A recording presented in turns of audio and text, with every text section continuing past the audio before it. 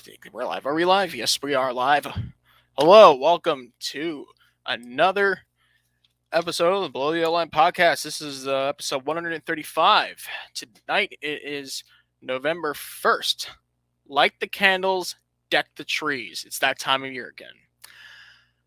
Well, I'd say yesterday was a very spooky race in Martinsville. If anything, it was definitely probably the wildest race that I've seen in the Cup Series in quite some time, and honestly, I'm not surprised by any means of how this happened and why it did. I'll explain to you everything that you need to know from yesterday's events in Martinsville Speedway.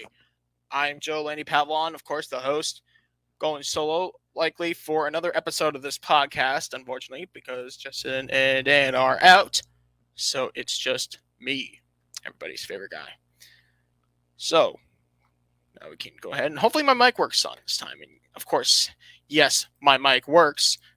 The StreamYard thing flashes when I talk, so it works just fine. I will say that if you leave comments into the live chat, I ask that you keep them clean. I know yesterday's race was very controversial, but let's be fair to everybody that's in the live chat at all times. So, let's break down that if NASCAR sold what they were advertising, they got it right. This is what NASCAR was looking for. This is what NASCAR got. They wanted Martinsville to be the penultimate race of the season. They wanted the championship four to come down to a short track wilds extravaganza. They got it. NASCAR got it.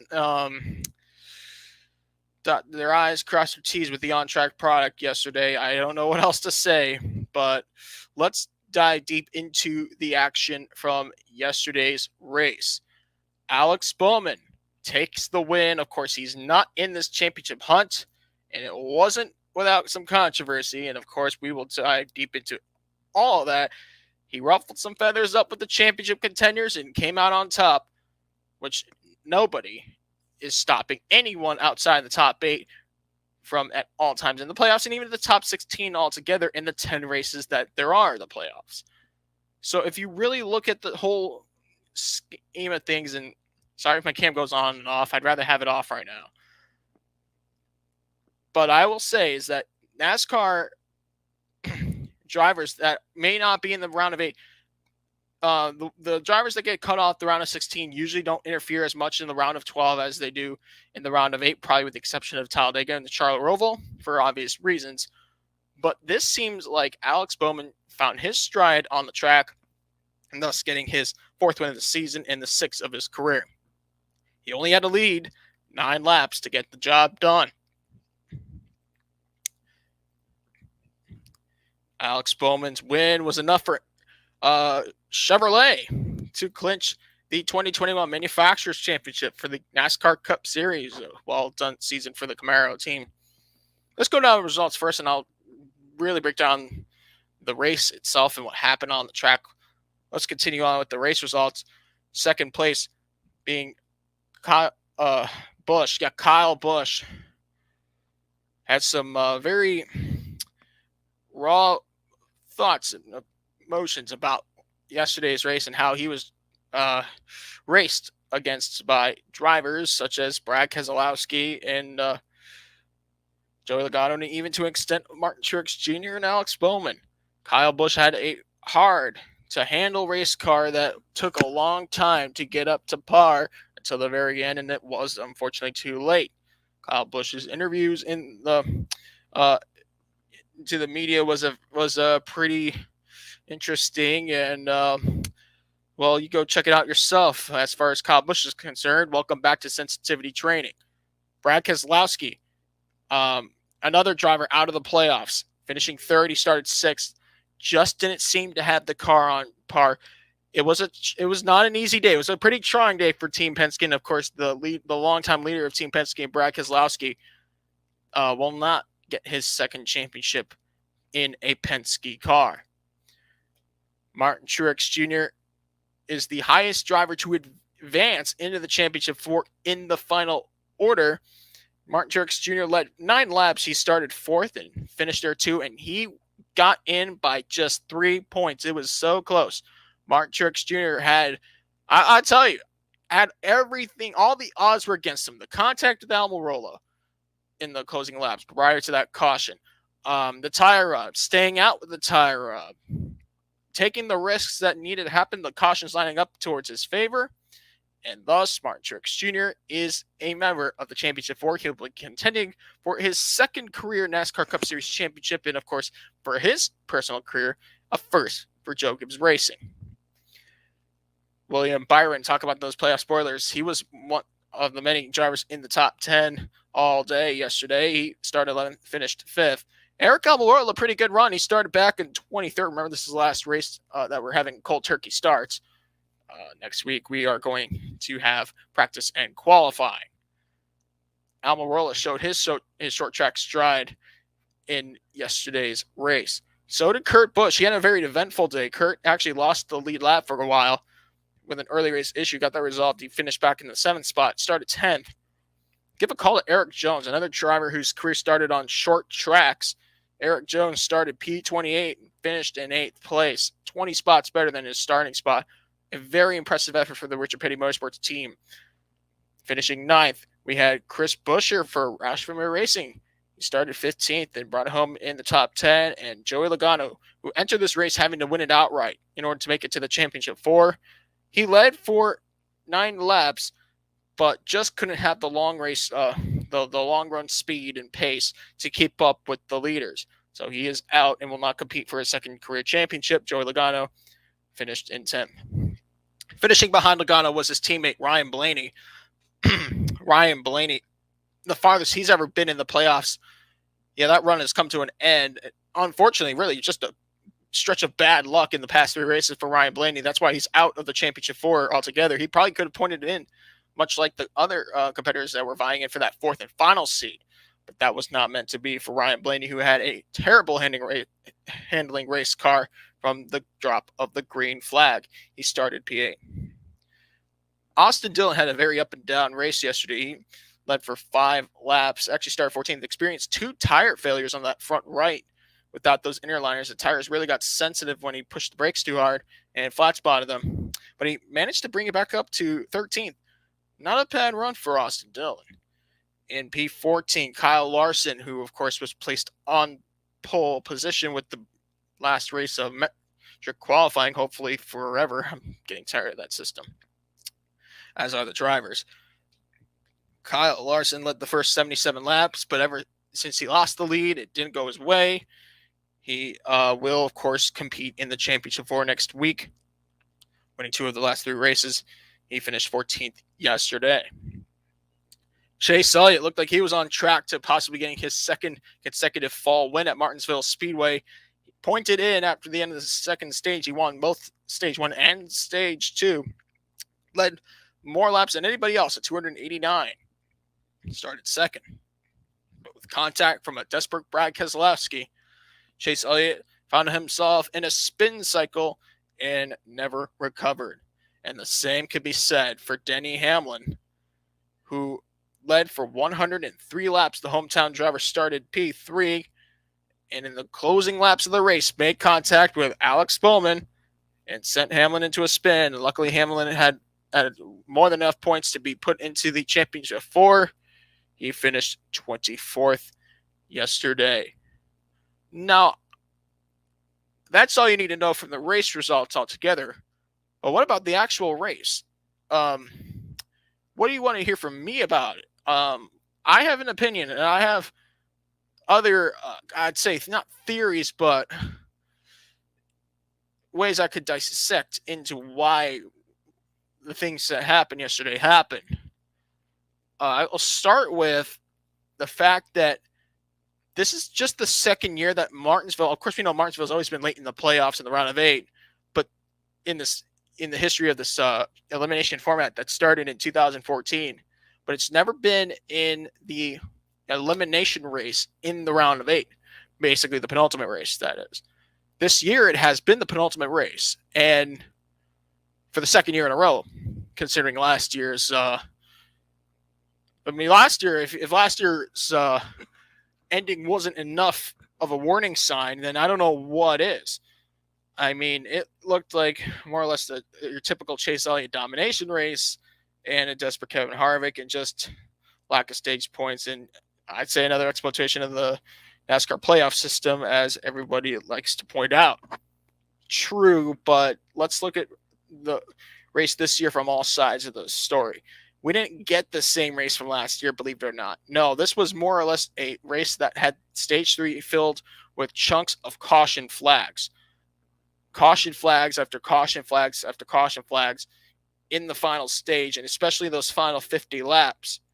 It didn't seem like there was anything meant for a green flag run. A lot of single car spins and whatnot brought out yellow flags.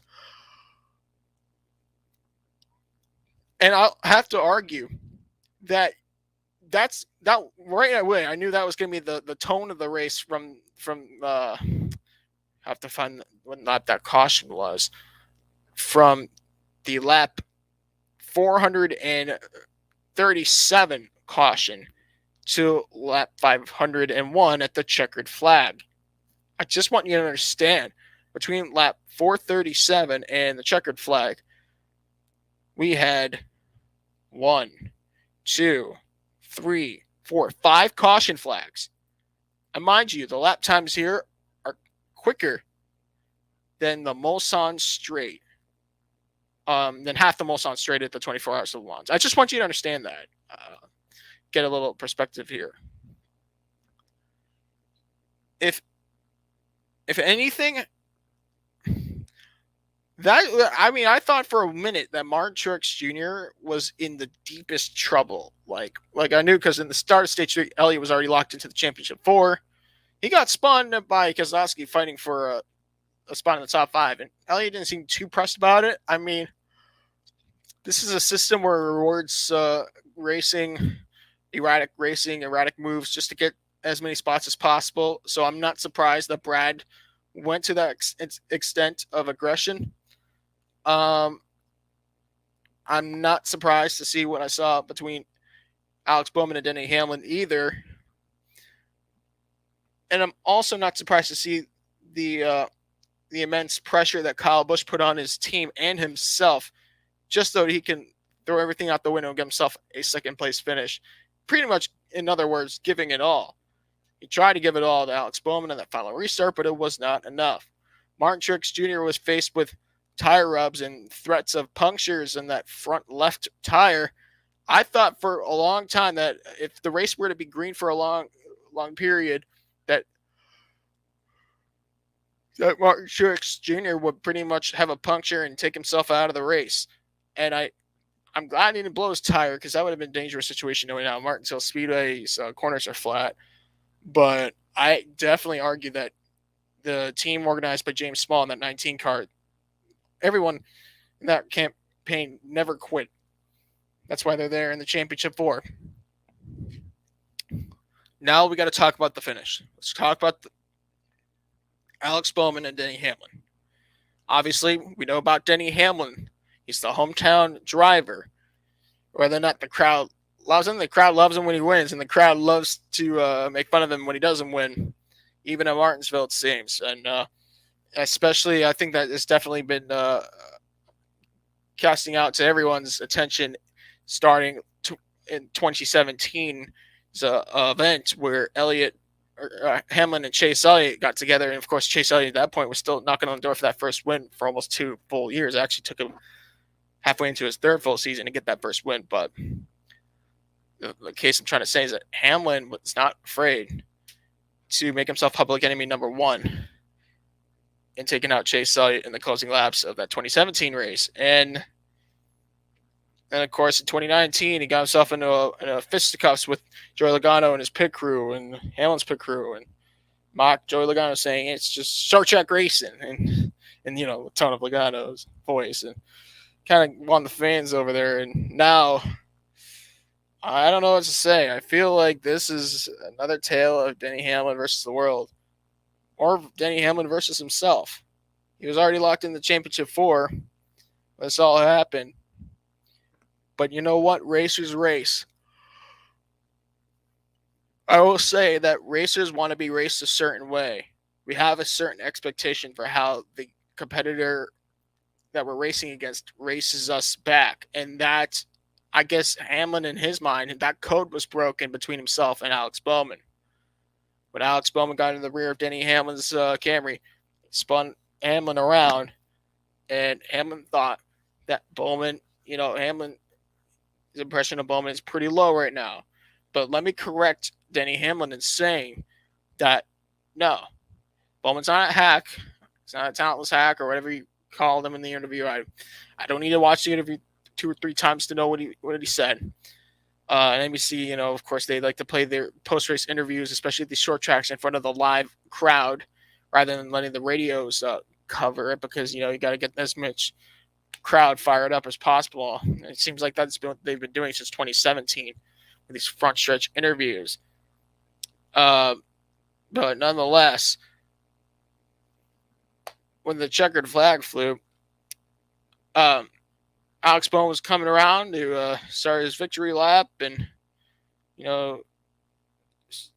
begin his victory celebration. And all of a sudden, comes Denny Hamlin, just jamming the brakes right next to Bowman's car as it was stationary. And honestly, I don't know what Hamlin was thinking, but he was definitely not thinking like Denny Hamlin after the race ended. And that's a little bit of a questioning for me, because looking at Denny Hamlin and being a Hamlin fan myself, I'll admit I'm a Hamlin fan. I've been a Hamlin fan for a while because I've been there since his career started. He only drove for one team since race number 1 of his career. And you look at Hamlin's chances of a championship in multiple situations, such as, of course, 2006, 2014. You could throw in 2019, 2020, and here we are again in 2021. Oh, and let's not forget 2010. How could I forget that year? He was so close. He had the championship in the hands going into Homestead Miami Speedway, and in the opening laps, spun himself out and never recovered, giving Jimmy Johnson his 5th consecutive championship. And I always go back to that race saying, like, how can Hamlin move on from that? How can anyone move on from that? You just can't. Those 3 Daytona 500 wins mean something, of course, to Hamlin, but what does it mean now when you've won yourself almost 50 races? You're one of the best in the business. You're a future Hall of Famer. Yeah, I said it right there. Denny Hamlin is a future Hall of Famer, whether you like it or not. He is going to receive that honor at the end of his career, wherever that may be and whenever that may be. Hamlin is ready to be nominated and inducted one of these days. But without a championship, a big 0 on the championship, it's pretty agonizing. And I know that Denny has every right to be upset at the contact that was made. I'll be clear. No driver wants to be turned around like that racing for the win, especially if you're in Hamlin's shoes, racing for a championship. Obviously, he wasn't going to react well to it, but I didn't think he would go to that extent. I thought, Hamlin would be told, okay, he's in the championship 4, it's just fine, move on, pack up. No, Hamlin went right around to the front stretch, interrupted Bowman's celebration, and pretty much pushed Bowman's car forward, flipped him off, and said all kinds of expletives from a distance over the sound of 750 horsepower and drove away. Yeah, stuff you would see at a track like Bowman Gray Stadium. Ironically, the last name, of course, no relation to Alex Bowman or any of his family members, to be exact. But yeah, that's stuff you'd see at Winston-Salem. This is the Cup Series. Can we wake up for a minute? I mean, this is the Cup Series. You're going to try this stuff in the NASCAR Cup Series. I get it. It's short track racing. Yeah, it's Martinsville Speedway. It was supposed to be your spot in the shining sun. Didn't get it. Got spun around. Yeah, got a right to be mad. But I didn't think Hamlin would be that fired up. But maybe that's what Denny Hamlin needs to be fired up enough to race for this championship. Whatever the case may be, it all comes down to what happens when the checkered flag flies at Phoenix in 6 days' time. That's what I'm looking for. Is Hamlin going to use this situation? Is he going to put it behind and focus on winning that championship and finally check that box in his elusive career? Or is this going to affect him to the point where Hamlin may not even have a chance at all to race at his usual potential because he let this whole situation get the best of him? And this is where I'm going back to the drivers in the Cup Series. And you always got to think about the psyche of these drivers, because after all, only the fans can tweet and say much or assume much about what happens actually in the car with the headset on when you're actually driving in the Cup race.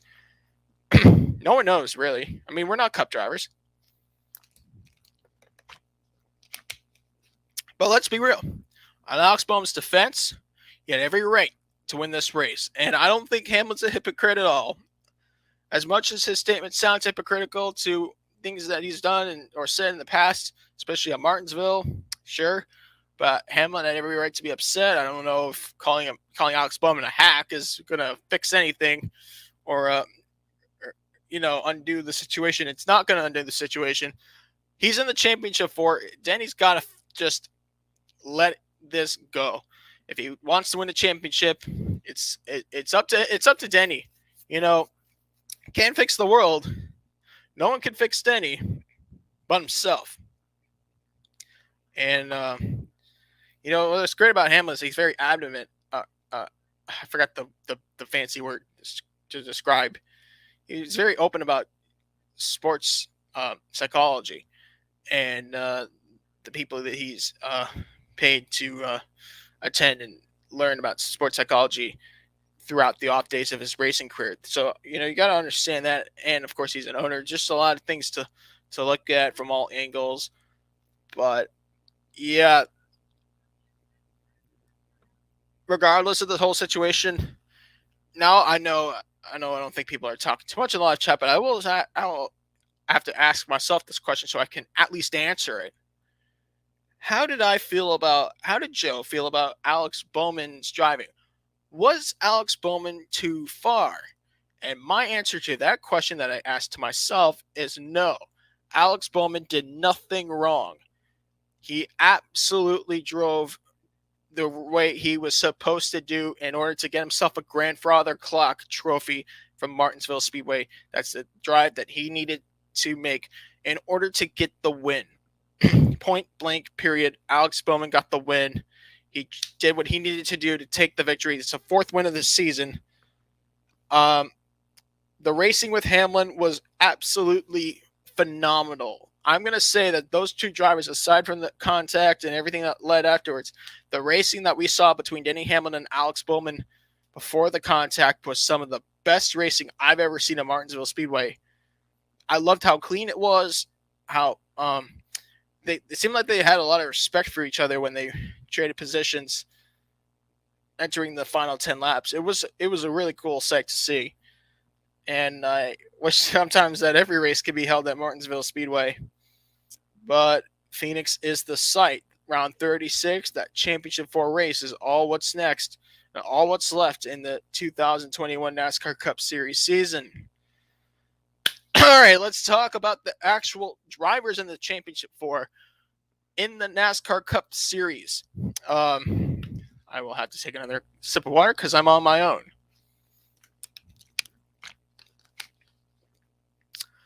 In the championship 4, we're going to look at all these drivers one by one, just so that you guys know who they are and how good they are.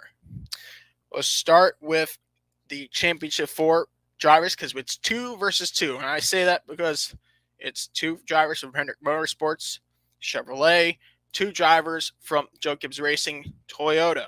I like this even split we have in the Cup Series. It should make for an exciting race. Kyle Larson, we'll start with him. 29 years of age. He's from California, Elk Grove, California. He's one of the best drivers in sprint car racing. On dirt, it has dirt. He's gonna kick ass there. That's Kyle Larson for you. He won the E Series championship on pavement, and that won a lot of fans and critics over. I actually remember that. And awarded him a ride in the Xfinity Series in 2013, where he won Rookie of the Year. And in 2014, he won Cup Series Rookie of the Year in the NASCAR levels. Drove for Chip Ganassi Racing until last year. In that time, he got 6 wins. Also, in sports car racing, Kyle Larson joined the likes of Scott Dixon, Tony Kanaan, and Jamie McMurray as overall winners in the 2015 24 Hours of Daytona. Shows you even more diverse talents in this driver. Just incredible stats. We haven't even mentioned he won the big race at Eldora in the Truck Series from 2016. Let's throw in the fact that he won the Chili Bowl Nationals twice in a row. That's one of the hardest races to even advance in, let alone win. Or win, let alone advance and get even that far. This year, he won the Kings Royal at Eldora Speedway. He won the Knoxville Nationals for the first time after many years of trying. He's a 3-time Turkey Night Grand Prix winner, Belleville Midget Nationals champion in 2011. He won the Hoosier 100. He won the Prairie Dirt Classic. USAC Silver Crown Rookie of the Year. I mean, that guy is everything. He's won the Coca-Cola 600 this year. He's phenomenal. Kyle Larson he's such a superstar, and he's only turning 30 next year. He's got a long way to go, and I think he could. I don't know. I would love to see Kyle Larson, just take it above NASCAR one day. I mean, he might be the face of NASCAR, if at all. He's just so talented. There's something raw about him. And that's why he is easily in this championship 4, driving for Hemric Motorsports. Now let's talk about his teammate, Chase Elliott. Another raw, talented driver. Chase Elliott, of course, being one of 2 defending champions in the Final 4 for this year. Of course, the son of 1988 NASCAR Cup champion Bill Elliott. Chase Elliott won last year's championship. And if anything, he is so good, and yet he's only 25. And some of his amazing accomplishments have come while he was just an early teenager, like the 2010 Winchester 400 and 2011 Snowball Derby, where he followed it up again when he turned 20 in 2015. All-American 400 winner. As a rookie, he flat out won the 2014 NASCAR Xfinity Series Championship and Rookie of the Year. That won me over as a critic as well. I knew right from then that he was a rising star. And he did it at the age of 18. Let's just point that out. Chase Elliott, 2-time pole winner in the Daytona 500, 2016 NASCAR Cup Series Rookie of the Year, and many more. There's a lot on the line, and I think for Chase, if he wins this championship again, I wouldn't be surprised, because last year was the first year we had the championship for at Phoenix, and Chase Elliott flat out dominated the race, left everyone in the dust, and never looked back until the checkered flag. And I see that it could happen again this year, but let's forget the fact that we had a cold turkey race last year. This year, we have practice and qualifying in the finale. We'll see how that goes. Now we're going to talk about Denny Hamlin. We're going to talk about the 2 Joe Gibbs Racing finalists. Denny Hamlin, the most experienced driver. Actually, they're both equally experienced, considering Truex Jr., but Denny Hamlin, probably the most experienced driver on this list.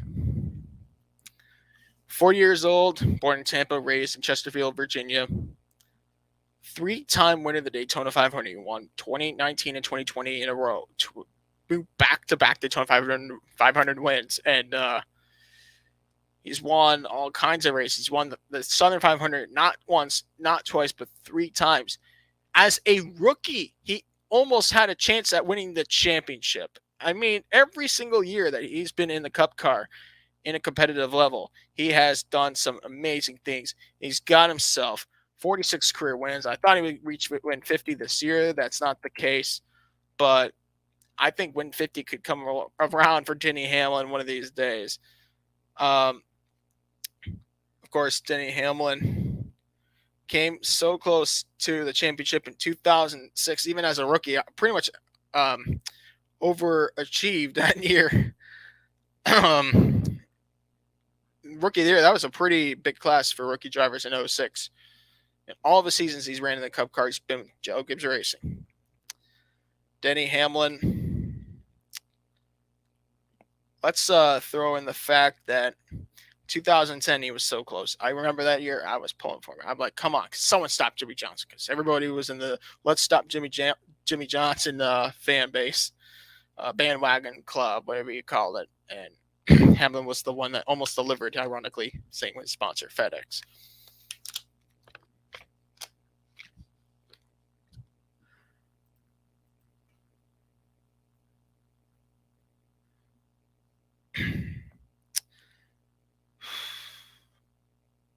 All right, so let's continue on with this on Denny Hamlin. Of course, 2014, the inaugural Final Four race at Homestead Miami Speedway. He fell short of the championship. In 2019, he was in the Final Four, the last championship 4 race to be held at Homestead Miami Speedway. Man, if that grill didn't, if the crew member didn't put too much tape on the grill, the car didn't start overheating and having to make him pit impromptu, what could have happened? Who knows? And last year, of course, no one could stop Chase Elliott, even if they tried. There's Denny Hamlin. He's, of course, seed number 3 in the championship 4. And let's talk about the seed that everyone fought so hard to get into, the 4th seed. That was taken by Martin Truex Jr. Comes from a racing family in the New Jersey area, northeast Atlantic coast. His father used to race. Martin Truex Jr. had to spend a long time to get his career up to stride, even with 2 Xfinity Series championships back-to-back, driving for Dale Earnhardt Incorporated's Chance 2 Motorsports team. And to be honest, the fact that it took so long that Truex Jr. stayed in the fight, he stayed in the ring, he never let off, he never let go of the rope. That's why he's in this championship war. That's why he even got a championship in 2017. You have to understand how he elevated Furniture Row Racing from being one of the better average subpar one-car teams. The fact that you think like Furniture Row Racing based all the way west in Denver, Colorado. How a team like that could continue and be some of the best and beat the best is just incredible. But it was all in the hands of Martin Truex Jr. in 2017. From start to finish, he got the championship for Furniture Row Racing. He drove for that Barney Visser team out in Denver, Colorado. That story will always stick with me because, it's just a story of never giving up. And that's exactly what defines Martin Truex Jr.'s career. And when the team announced their sudden shutdown at the end of 2018, he went over to Joe Gibbs Racing, where he's been ever since. He is Martin Truex Jr. about to be 40 years or 42 next year. A 2-time winner of the Coca-Cola 600, including that phenomenal job in 2016 where he led 392 of the 400 laps. And 2019 where he recovered from an early race accident. 2-time most popular driver, and this guy has it all. If he wins this championship, and he's also the defending winner in Phoenix too, let's not forget. If Martin Truex Jr. wins this championship, I wouldn't be as excited as his first championship due to the circumstances and everything that led up to it, but it would be a very cool story to see Martin Truex Jr. thrive and just stick it out. It's pretty much how he's done it in the Cup Series. I'd say since 2015, because remember, he brought that Barney Visser team to the championship in 2015. They were not supposed to be up that far. And what happened 2 years after? championship winning operation. All got to thank Martin Truex Jr. for you fans of Furniture Row Racing. And I honestly miss that team, honestly. I hope Arnie Visser is doing well and that he's healthy out there. We'll go ahead and talk about the Xfinity Series now, because Saturday's action was just as good as Sunday. Let's break it down. Noah Gragson takes the win. We'll go ahead and bring up those results. The Dead on Tools 250. Interesting race name.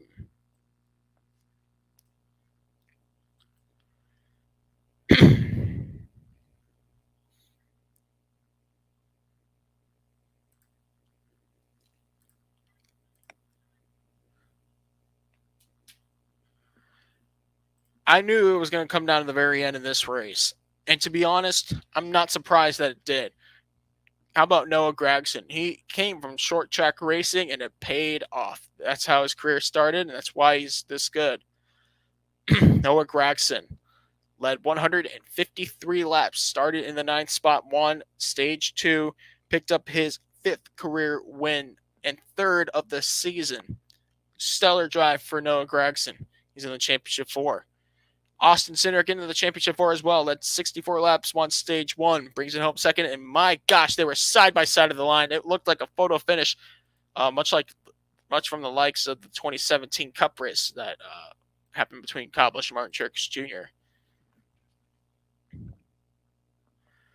3rd place. Boy, oh boy, this guy needs to get himself that first win. But hey, it shows that you don't have to win to be in the fight for the championship for the 3rd time in your career. If you're Daniel Hemric, that is. Daniel Hemric, of course, led 18 laps. Of course, the caution came out from a back marker spinning in the closing laps, take him out of winning contention. Hemric started in the 7th spot, but he's in the championship 4 for the 3rd time in his career.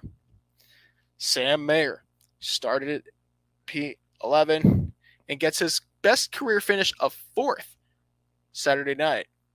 And Justin Allgaier, unfortunately, the veteran, gets knocked out of the playoffs, finishing 5th. Brandon Jones gets knocked out of the championship 4 as well. He finished 6th. AJ Allmendinger gets into the championship 4, finished 7th in the race. Give a call to Alex LeBay, the Quebec native, bringing it home in the 8th place. He's a great short track racer. Let's not forget his Xfinity Series championship. And most of those races outside of road courses are held on short tracks. Finishing 9th, Jeremy Clements, owner-driver, and Riley Herbst rounded out the top 10. How about Colin Garrett getting a career best finish of 14th for the 2nd time in his career? He started in P30. Harrison Burton led 2 laps. Unfortunately, the Virginia native is not going to compete for the Xfinity Series championship for the 2nd year in a row. That's a very unfortunate sight, considering that it's his home track. Give a call to Akinori Ogada, the Japanese businessman turned professional driver in his late 40s. Just wanted to enjoy the life of being a race car driver with the fundings he has and showing up for this race. Brings it home in P26 on the lead lap, a career best finish for Ogada at age 48. Incredible story for Akinori Ogada. 27th place, unfortunately, for Ty Gibbs. His chance at getting yet another Xfinity Series win falls short. He led 16 laps in the race. Started in 2nd place, got spun around. But that entry, we're going to talk about that entry in a minute in the Owners' Championship. They are in a position to go for it. In 30th place, we had Spencer Boyd, who led 4 laps and started 39th. 33rd, Justin Haley, unfortunately, had a retirement, which takes him out of the championship 4 for this year. And in 39th place, for the first time since Talladega 2020, we saw Mike Harmon, the owner-driver in the grid. He started P40 and had an early race retirement. Let's talk about the championship 4. Who are these 4 drivers? Where do they come from? And what do you need to expect from all of them? We're going to start with the first seed, and that is AJ Allmendinger. We're talking about one of the best world-class drivers from America. AJ Allmendinger is age 39 from Los Gatos, California. He's turning 40 next month on the 16th of December. He's a two-time International Kart Federation champion right off the bat. In 2002, in open wheel racing, he won the Barber Dodge Pro Series, Skip Barber Championship. And in 2003, in the Atlantic Series, he wins the outright championship in the Champ Car supporting levels. That is just some incredible stuff when you think about it, how fast he goes from being just this no-name kid from California to a champion through the ladders in IndyCar racing.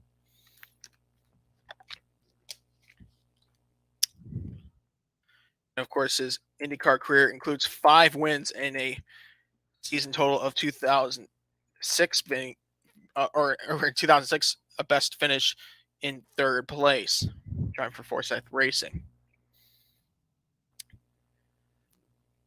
In 2012, he won the overall 2012 24 Hours of Daytona and won it with the drivers Oswaldo Negri, John Pugh, and the late Justin Wilson driving for Michael Shank Racing and Curb Akajanian. So those are just amazing numbers.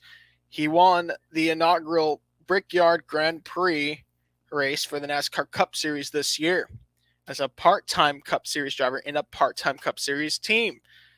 How incredible. Anything else?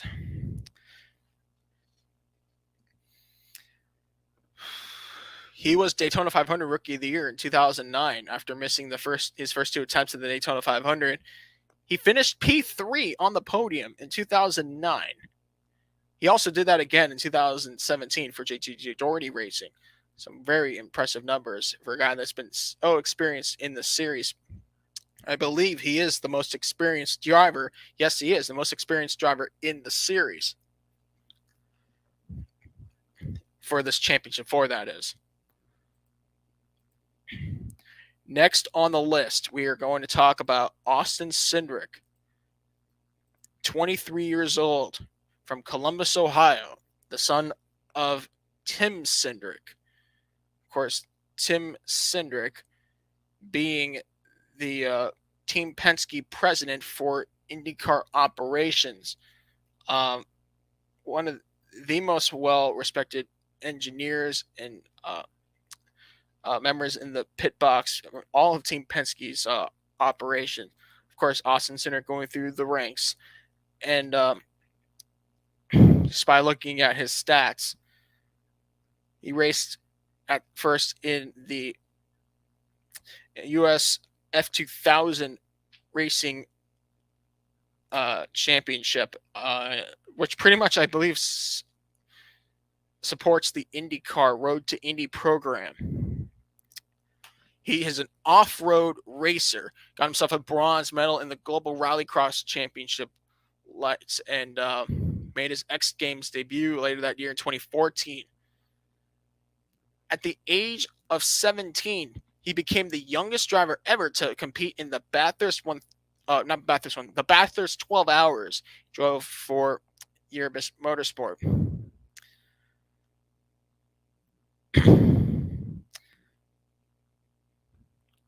He became the youngest driver to win an IMSA Michelin Pilot Challenge race at Mosport in Canada. And looking at just more stats of this guy, in Austin Cindric's career, of course, he made the championship 4 in 2017 in the NASCAR Truck Series after a controversial win, ironically, in Mosport, driving for Brad Keselowski Racing, which was his satellite team in the Truck Series. In 2018, he had a pretty trying year in the Xfinity Series, driving for multiple teams, including the struggling Roush Fenway Racing. and Team Penske. In 2019, he got his first career win, picked up with another win, Watkins Glen and Mid-Ohio, his home race. 2020, as we know, he went on a stretch of top fives, podiums, and wins in the summer from last year's pandemic-affected season, and went on to win the championship for Team Penske, getting Team Penske their second drivers' championship in the series. Ironically, 10 years apart from Brad Keselowski, who also drove car 22.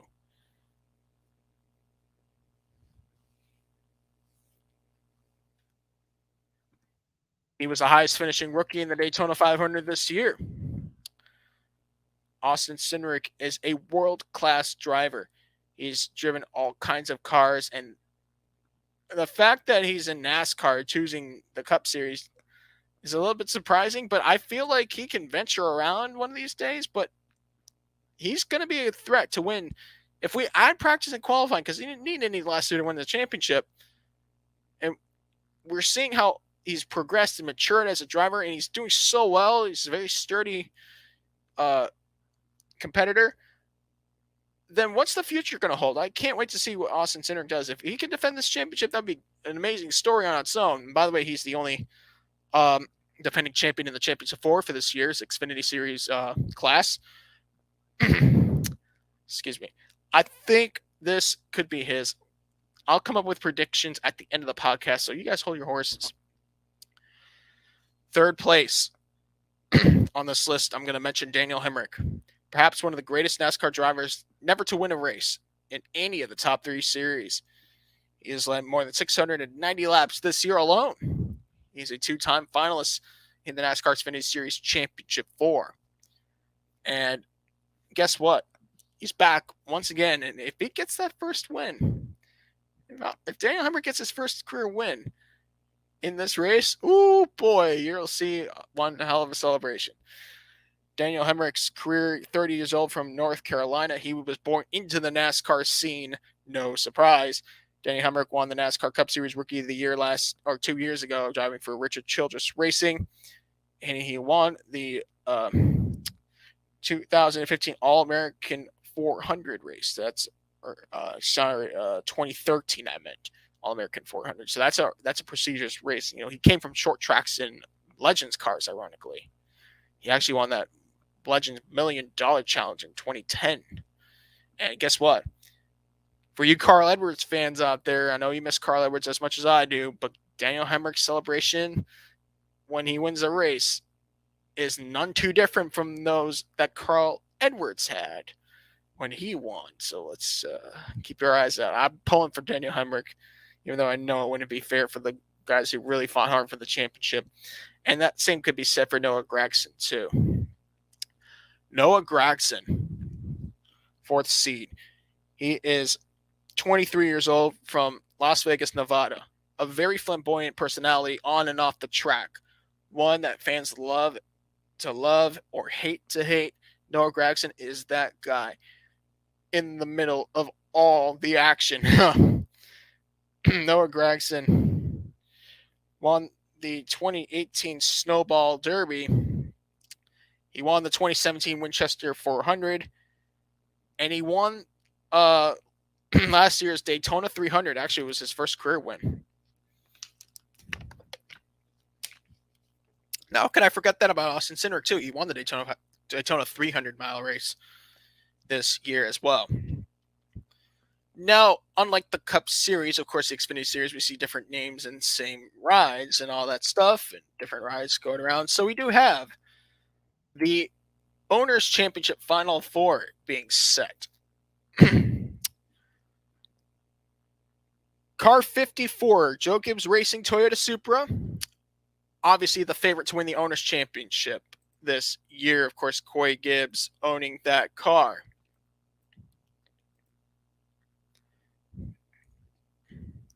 Joe Gibbs Racing, as we know, have really a good roster this year in the Xfinity Series, but it's only been the 54 car that have won in 2021. Let's take a look at their numbers this year.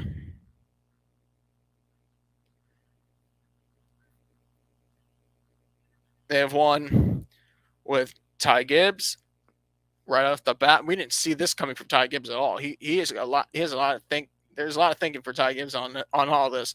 Kyle Busch getting his 100th win, and the first driver to do it. Won again. 101. John Hunter Nemechek winning at Texas this year. We even got to see drivers like Martin Truex Jr. and Denny Hamlin show up. All in all, it was a good showing for the team. And John Hunter is going to drive that car. I just want to let you guys know this weekend it will be John Hunter Nemechek in the 54 car. Number 9, Junior Motorsports, Chevrolet Camaro. That will be Noah Gragson driving the car, obviously. Then third place, number 22, Team Penske Ford Mustang. That's Austin Cindric. And fourth seed is number 16, Kaulig Racing Chevrolet Camaro. Obviously, AJ Allmendinger. So that's what you need to know for the Championship 4 race for the NASCAR Xfinity Series. We'll go back later in the podcast and make predictions accordingly.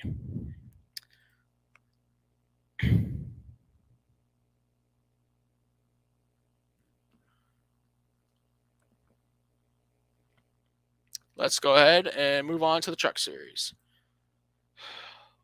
Because the Truck Series has to be chaotic. And, that's just how the Truck Series work. Let's talk about the race.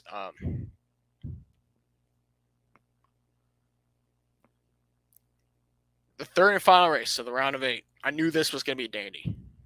The moment the green flag dropped with 40 trucks out there, I knew it was going to be a recipe for this. Zane Smith led 65 laps. Crew kept him out on a very unique call. Paid off. Third career win. Stayed out. Never quit. And he's in the Championship 4. That is a championship drive right there by the GMS Racing guys. Let's be real. Austin Hill finishes second. Started 10th. And Toyota clinched their 12th Manufacturers Championship in the series. Well done to Toyota. Third place. Give a call to Tanner Gray for the 4th time in his career. A career best finish of 3rd. Started way back in 27. Good run for him. Chandler Smith is the first driver mentioned to be eliminated from the playoffs. Matt Crafton is going to the Championship 4. He started 5th, and he has a chance to make some history and become the second driver to win 4 championships in the Truck Series. Only Ron Hornaday Jr. has done that. Parker Kligerman started 30th but finished 6th despite some controversy on the track. Ben Rhodes will make the Championship 4 for the first time in his career. How about Taylor Gray, the younger brother of Tanner, driving for David Gilliland, likewise to his brother? Started P39, second to last in the field, and brings it home 8th career best finish for Taylor Gray. Sheldon Creed, unfortunately, will not defend his NASCAR Truck Series championship from last year. He is eliminated from the playoffs by just a few points. He started in the 4th spot, and of course, he was pretty upset about it. Clearly, as we saw post-race. And how about Timmy Hill in his blank number 56 truck? Owner-driver brings it home in P10 after starting 24th. Corey Heim gets a career best finish of 11th. 12th place, give a call to Carson Hocevar. He gave it everything and really drove the Johnny Benson way, wise to the 2008 championship that has been referred to many times by Carson Hocevar, longtime Johnny Benson fan. Has been trained by the guy. Of course, Carson led 4 laps, started 8th, but it just wasn't enough. He finished 12th, and he's not going to be in the championship 4, but a great drive. He overpowered those Nice Motorsports trucks this year. Beneath a few spots back, Chris Hacker, driving for Nice Motorsports as well, started in 37th, gets a career best finish of 16th. Not a bad run for him, ran all the laps. That is a goal for any new driver. P17, unfortunately, Stuart Friesen could not repeat what he did 2 years ago in the penultimate race and thus is out of the championship 4. He started in 7th, had a really interesting yet controversial charge for the win at the end, but it ended up with Stuart Friesen in the wall. The driver he turned on the final lap Todd Gilliland finished 22nd, had the truck to win. Todd Gilliland, the 2019 winner, ironically, in this race, won stage 1, stage 2, started second, led 133 laps. While, of course, he wasn't even in the round of 8 at all in the championship, his team, Front Row Motorsports number 38, prepared by David Gilliland Racing, his father's team, will compete in the Owners' Championship 4. So there will be a lot of fighting for it. Watch for Todd Gilliland to push hard at the Phoenix race. Okay, let's look down the list. Sage Karam finished P32 in his NASCAR Truck Series debut. And, of course, unlike his short track debut in the Xfinity Series, it was not a problem-free experience. Welcome to NASCAR. And in P39, John Hunter Nemechek. Woo! He had to watch the laps go by. But luckily, his mid-race retirement wasn't enough to wipe out the regular season championship's hopes at getting that title. John Hunter Nemechek does make it to the championship 4. Just by a single-digit number of points. Now, let's talk about the NASCAR Truck Series Championship 4. Let's start off with the seedings.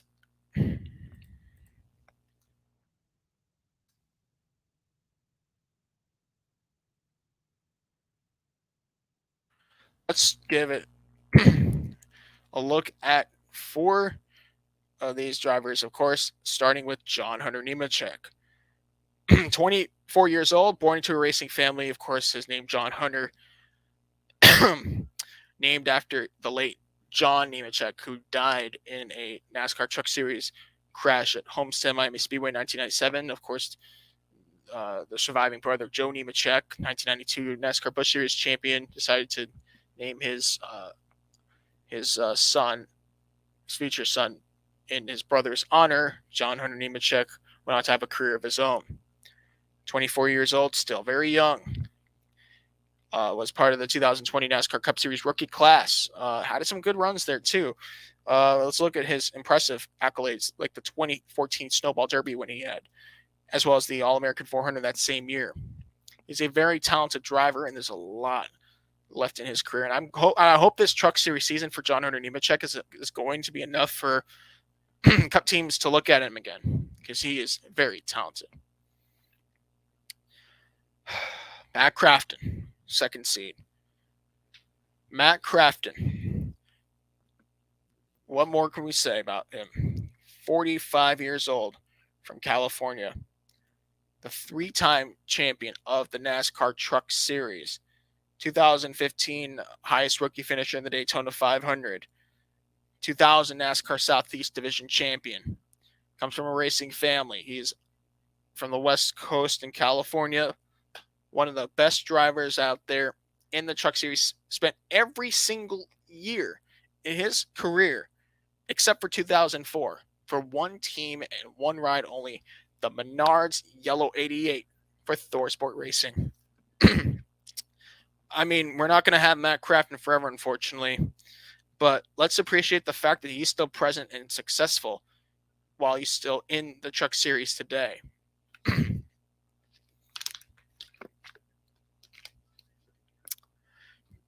Matt Crafton won back-to-back championships in 2013, 2014, and then in 2019 he won his 3rd championship, and now he's a chance to tie Hornaday's record. Hard to believe we made it to this point, but if he does it, it's going to be a very popular win.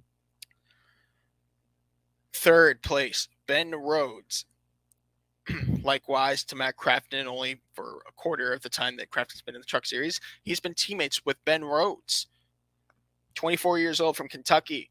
Originally was part of the Hemric Motorsports program when he won the 2014 East Series Championship. Went to the Xfinity Series with Junior Motorsports. Wasn't the best outing, so he chose to partner up with Thor Sport in the Truck Series and hasn't left there ever since. He's been in 6 full-time seasons with the team. Up and down performances, but he's found his stride. He's a veteran in the series, and Ben Rhodes won his biggest race yet in the Daytona 250 this year, and actually followed up with the road course win the following week. He can drive really well if he puts forth the effort. And Ben Rhodes might be that driver to look at too. I think he's fought so hard, and I hope Cup teams look back at him again. I know he actually had his debut at Sonoma earlier this year, but I think we got to look at Ben Rhodes a little more because he's a very good driver, for what I've seen. And speaking of someone who I've always seen Ben Rhodes share the track with, Zane Smith. Zane Smith is super talented, and you know what? He's won me over a few times from what I've seen. 22 years old from California. The ARCA Rookie of the Year in 2018. He won the 2015 World Series of Asphalt Championship in New Smyrna Beach, Florida. And he won Rookie of the Year in flying colors last year in the Truck Series.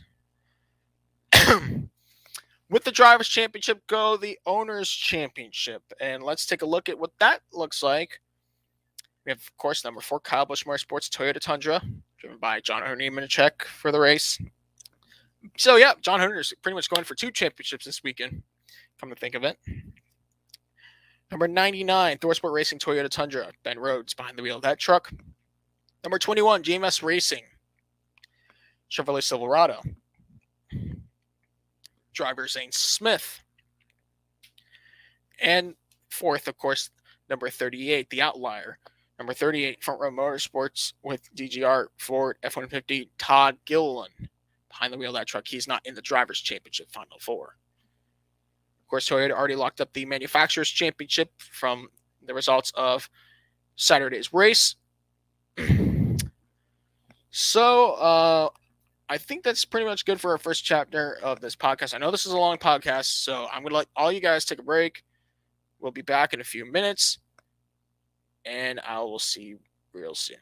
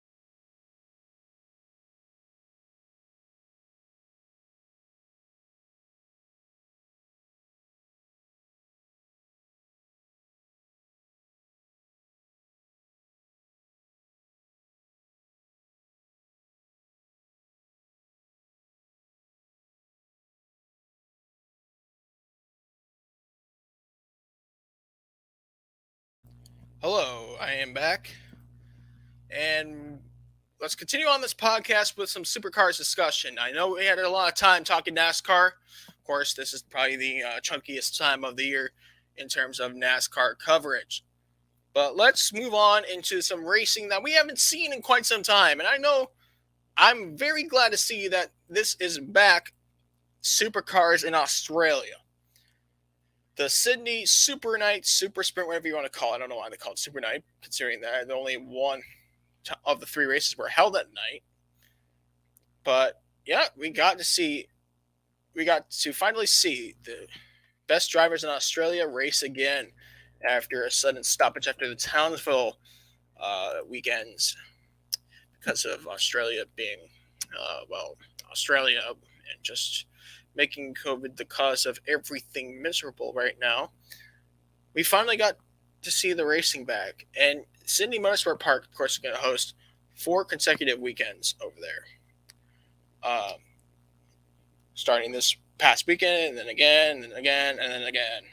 And then a week off, and the Bathurst 1000, and it's all over. But, of course, as we know in Supercars, we got 3 races. Let's take a look at all of them. Race by race. So let's pull these up. And I'll tell you, some of the racing that we've had in Supercars Championship, like, and even before the stoppage, has been some of the best action. And I'm not saying that Scott McLaughlin's departure has added to this. I'm just saying, like, it has been some of the more competitive stuff. And even when Shane Gisbergen pulls away, there's always a good competition around. Anton Dipasqual really gave me reminders of Scott McLaughlin. When I say that, I mean that he drove spectacular in all three of the races. Dipasqual led for 24 laps, got himself his 5th career pole, his 3rd career win, and 13th time on the podium. Very stellar job. The gap was 5 seconds in victory.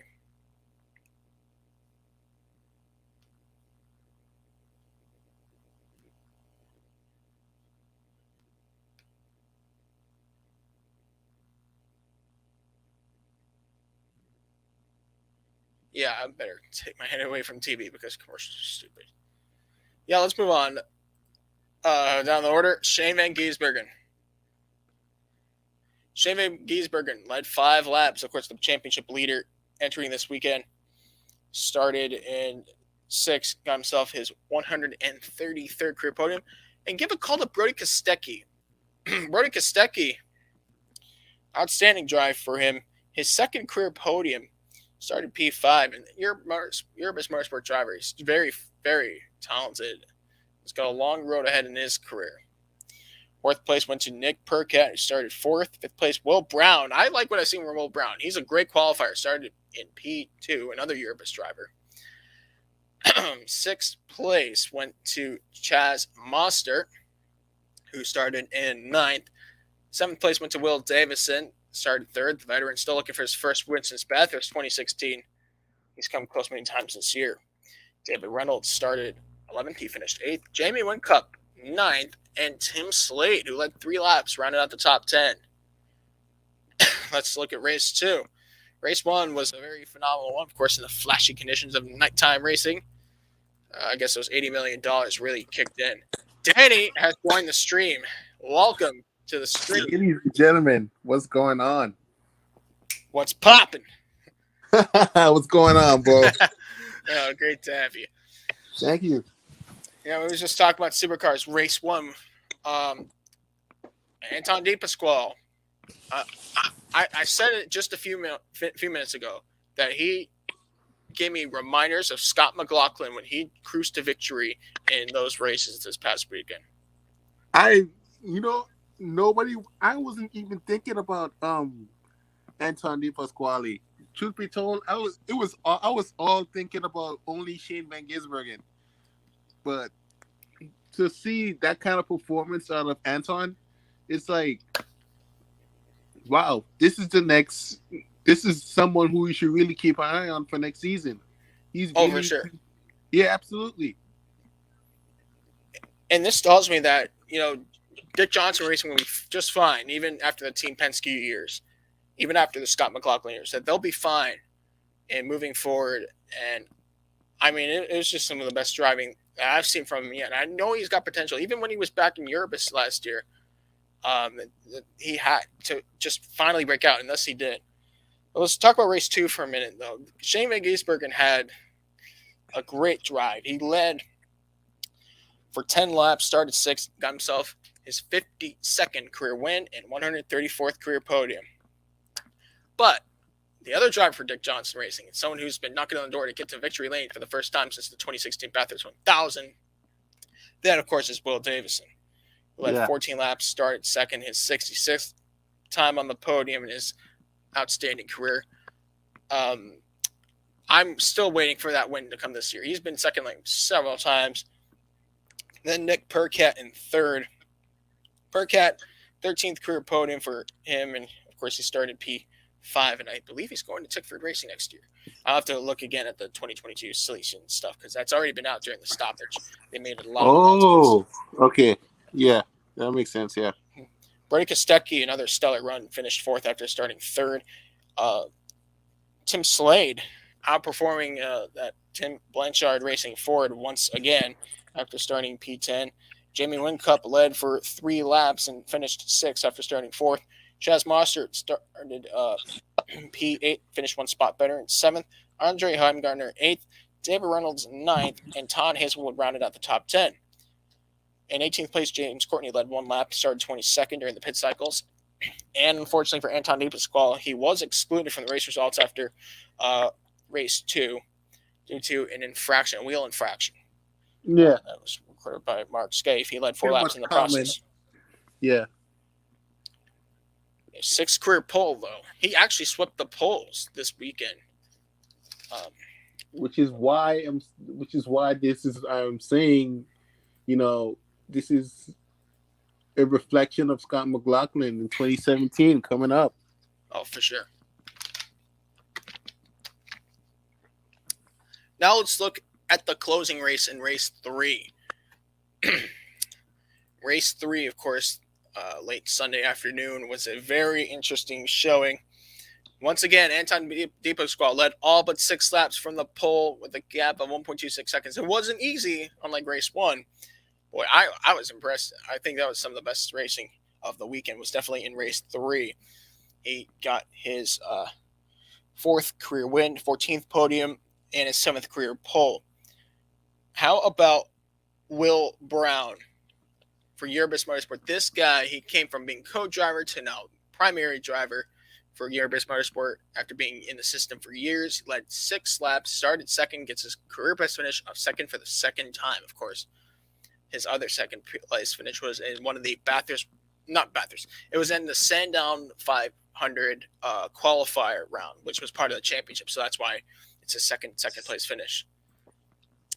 Very impressive drive for Will Brown. And he looked like for a minute that he could have caught Dipasqual had the moment been right. 3rd place, Jamie Whincup. We know, of course, he's going out of full-time racing at the end of the year. He'll be taking over a management job position at 888 Race Engineering. He started 3rd and got himself his 262nd career podium. Wow. P4, Shane Gisbergen right behind his teammate, started 4th. 5th place, Will Davis, another great points day for DJR and for 888. Your typical Supercars race, I guess. Cam Waters didn't have the best weekend, but his best finish all week long was P6 after starting 12th, driving for Tickford Racing. Of course, his momentum was dashed with the stoppage in the season. Chaz Mostert finished 7th, Jack LeBrock in 8th, Tim Slade 9th. Again, he's doing fantastic for this Tim Blanchard team. And how about Frosty himself? Mark Winterbottom, former champion, ranks it home into the top 10. Nice. Very good racing all around. I think the fans at Sydney Motorsport Park were given a tremendous treat from start to finish of the racing, and we get to see this for 3 more consecutive race weekends. Of course, this was rounds 20, 21, and 22 of what is now a 31 race calendar, of course, being week 8 of 12. Let's look at the championships now. Shane Van Gisbergen leads this championship still with a phenomenal gap of 2198 points. Jamie Whincup is behind in 2nd with 1860 points. 3rd place, Will Davison sits comfortably, not so much longer. Of course, Will Davison is getting challenged from that 4th place spot. 1735 for Davison. Chaz Mostert at 1702. And 5th place, Cam Waters at 1670 points. And Cam Waters did drop a little bit after this past weekend.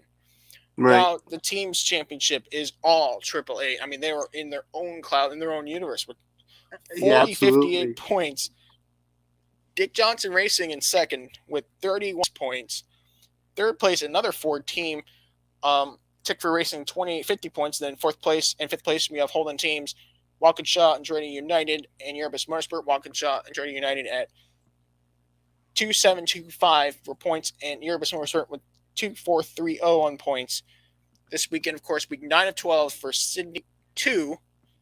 We'll have rounds 23, 24, and 25 of the season in this 31 race calendar. We'll talk more about Supercars later in the podcast. But I'm going to say that I was fired up. Right.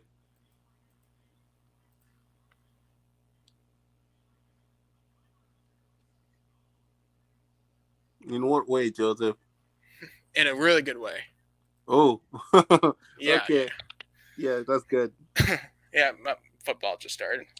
Yeah. 2 bad teams, Chiefs and Giants. So who's going to be winning this game Oh, of God. bad versus bad?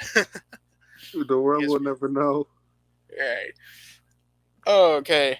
All right, let's get into some endurance racing now. We spent a lot of time. I spent this whole hour talking about 3 NASCAR series by myself. Then Supercars came in. That took very quickly. And I'm sure as the season goes on, the discussions for Supercars will be a little bit longer as they roll forward. Yeah. Well, the FIA World Endurance Championship, of course, we have 2 race weekends to go. And I'm not surprised to see what happened. Absolutely. I was just about to say that Toyota Gazoo Racing put on an absolute clinic at Bahrain this past weekend with Kobe Kobayashi and Mike Conway and Jose Mario Lopez, man. Those 3 drivers have just proven themselves once again. They're just unstoppable. Phenomenal. That is some of the best driving I've seen from all of them. I mean, as if they're not great drivers alone. I can't wait to see them with the other teams when they kick in the new constructors coming to play for this overall war that we have already with just so few competitors. But let's take a look at the overall results on elcamelsystems.com. I'll give that link to you and put that in the private chat so you can take a look as well. Okay. Also, Wikipedia has the points all updated as well, but you can always go through there too. So the 6 hours of Bahrain, the penultimate round of the season, featured a clinic once again for the Toyota Gazoo Racing team that's still brand new, first debut season for the Toyota GR010 hybrid hypercar.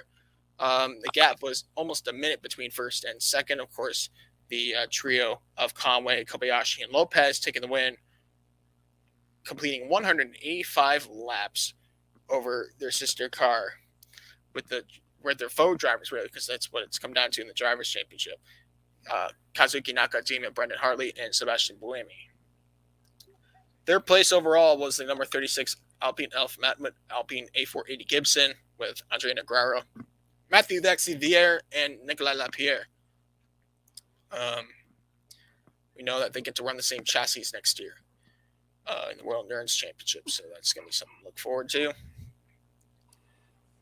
Pretty much the ex-LMP1 bodies that are not hybrids, they're allowed to come back for hypercar regulations.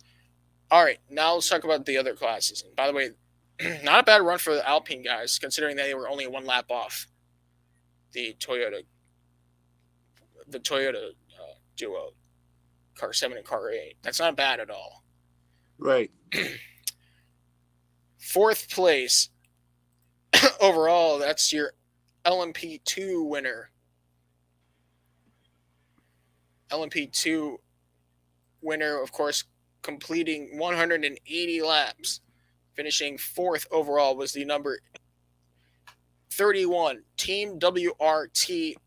Again, this operation continues to impress in prototypes, taking the win, just completely out-driving all their competitors in LMP2 this past weekend.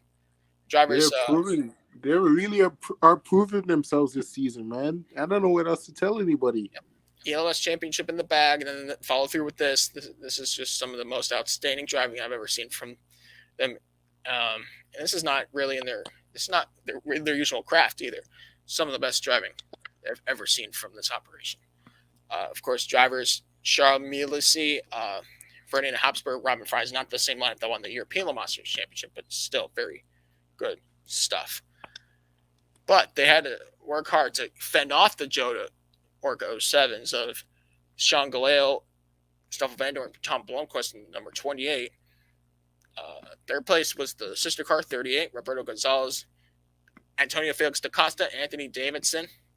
Then 4th place in the LMP2 class, finishing 7th overall, was the number 22 United Autosports Orca 07, the last LMP2 to be on the class winning lap of 180. Drivers Philip Hansen, Fabio Scherer, and Philippe Albuquerque. Actually, considering Philip Hansen, he was part of the winning lineup from United Autosports' roster last week.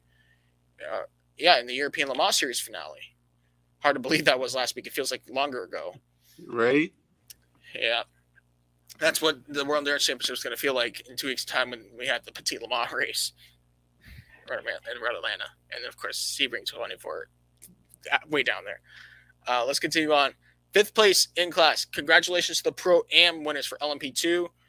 It was the number 29 Racing Team Netherlands Orca 07 that completed 178 laps with drivers Frits van Aert, Guido van der Garde, and Job van Oitzer, all Dutch lineup. Let's move down to LMGTE Pro. And, of course, they have a world championship to fight for. It is so fierce. We're going to talk about the points, of course, because it's a penultimate race that we're talking about in a minute. But this was a very interesting.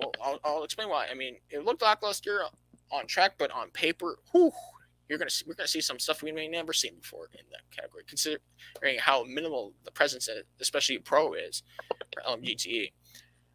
Number 92 took the win, completing 174 laps.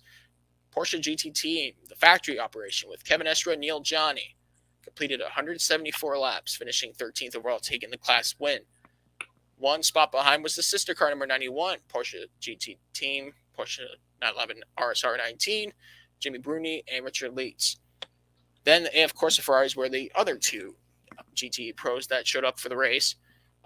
Outside of Pierre Guidi, James Collado were the AF Corsa Ferrari to be on the podium, car 51.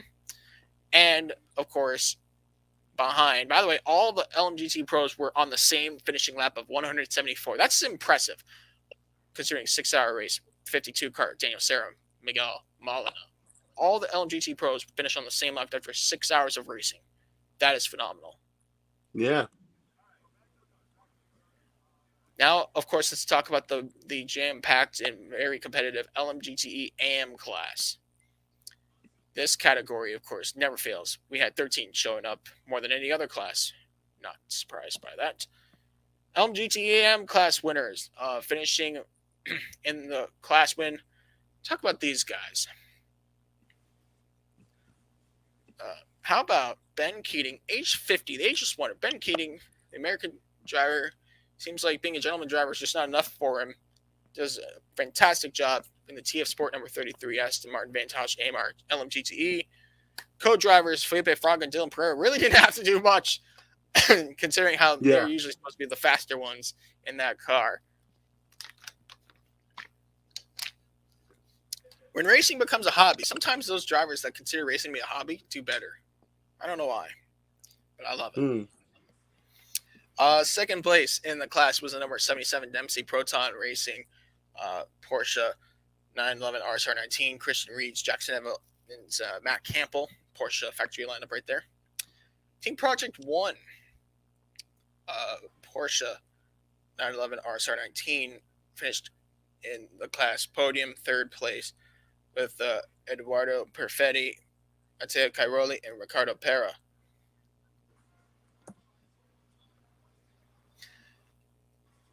Fourth place in class was the number 98, the factory Aston Martin Racing entry. Aston Martin Vantage AMR with Paul Dallalana, who is, 56 years old, from Vancouver, BC. Augusto Farfus and Marcos Gomez. Yeah, Paul Dallalana, he's a loyal Aston Martin. Wait, so that he's the oldest driver in the field? Wow. It's not. I think it's Konopka in the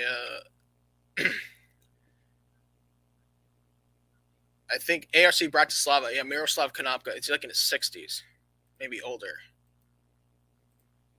Yeah, he's the oldest driver in the field. But yeah, good run for these guys. And then, of course, fifth place in the class was the number 83 AF Corsa Ferrari 488 GT Evo, the final car to finish on the class winning lap. Drivers Francois Parado, Nicholas Nielsen, Alessio Rivera, of course, factory supported drivers for Ferrari in the AF Corsa team. Well, let's look at the World Championships now. I'm going to start with the World Championships.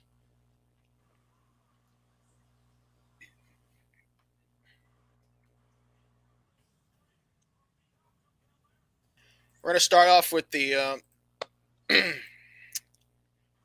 Drivers' Championships. Yeah, when you're so only on the podcast, it's kind of tough to hang in there, but I'm hanging in there. Well, yeah, hang in there, bro. Yeah, we're almost there.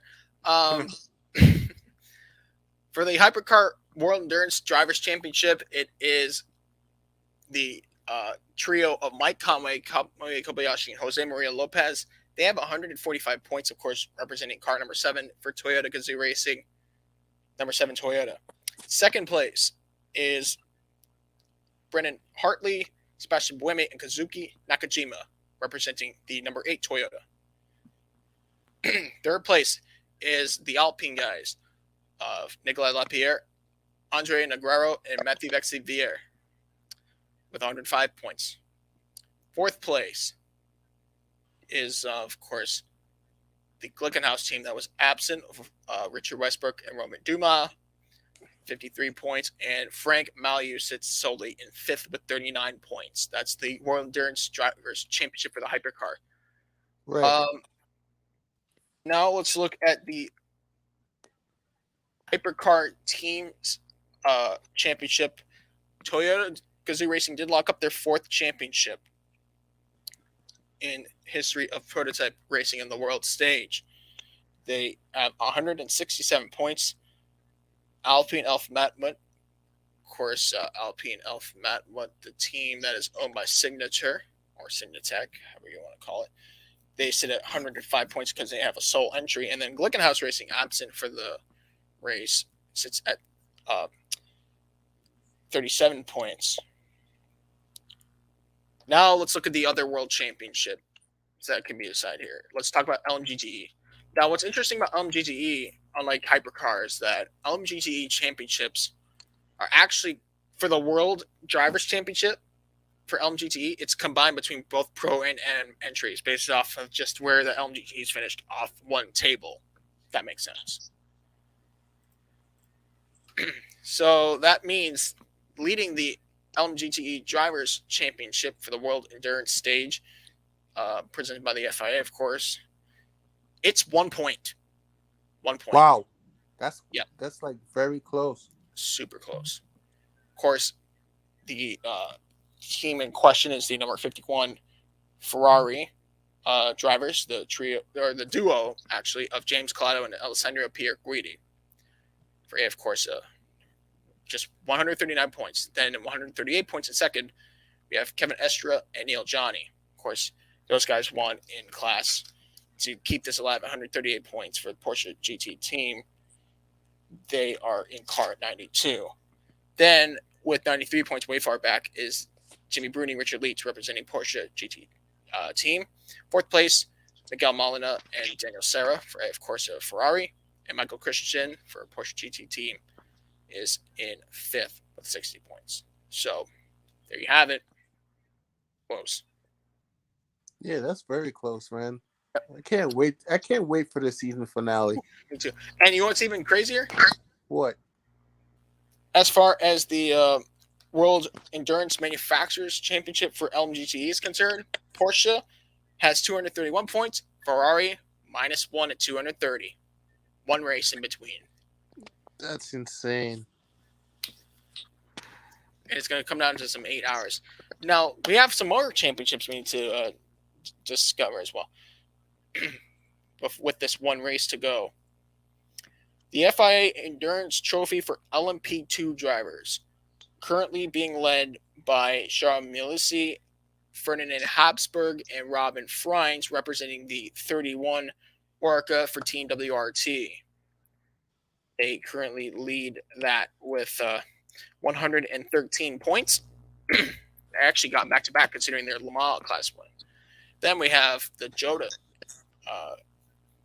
lineup of Sean Galeo, Stoffel Van Dorn, Tom Blomqvist, 108 points. Third place is Anthony Davidson, Antonio Felix da Costa, Roberto Gonzalez for Jota, 96 points. Fourth place by himself is Philip Hansen, 88 points. And then Alex Brundle and Jakob Smichkowski in fifth with the Inter-Europol representation at 69 points. So there we have it for LMP2 drivers. Now let's look at the LMP2 Endurance Trophy for the teams. Number 31, Team WRT Orca 07, 113 points. They lead. Second place, number 28, Jota Sport Orca 07, 108 points. Third place, number 38, Jota Sport Orca 07, 96 points. Fourth place, number 22, United Autosports USA Orca 07, 88 points. And fifth place, number 34, Inter-Europol Competition Orca 07, 69 points. Not bad for that Inter-Europol team, considering they're jumping to the world stage. It's pretty good for them coming out of the poll. And usually you see them in the a lot of the presence from them in the European Le Mans series.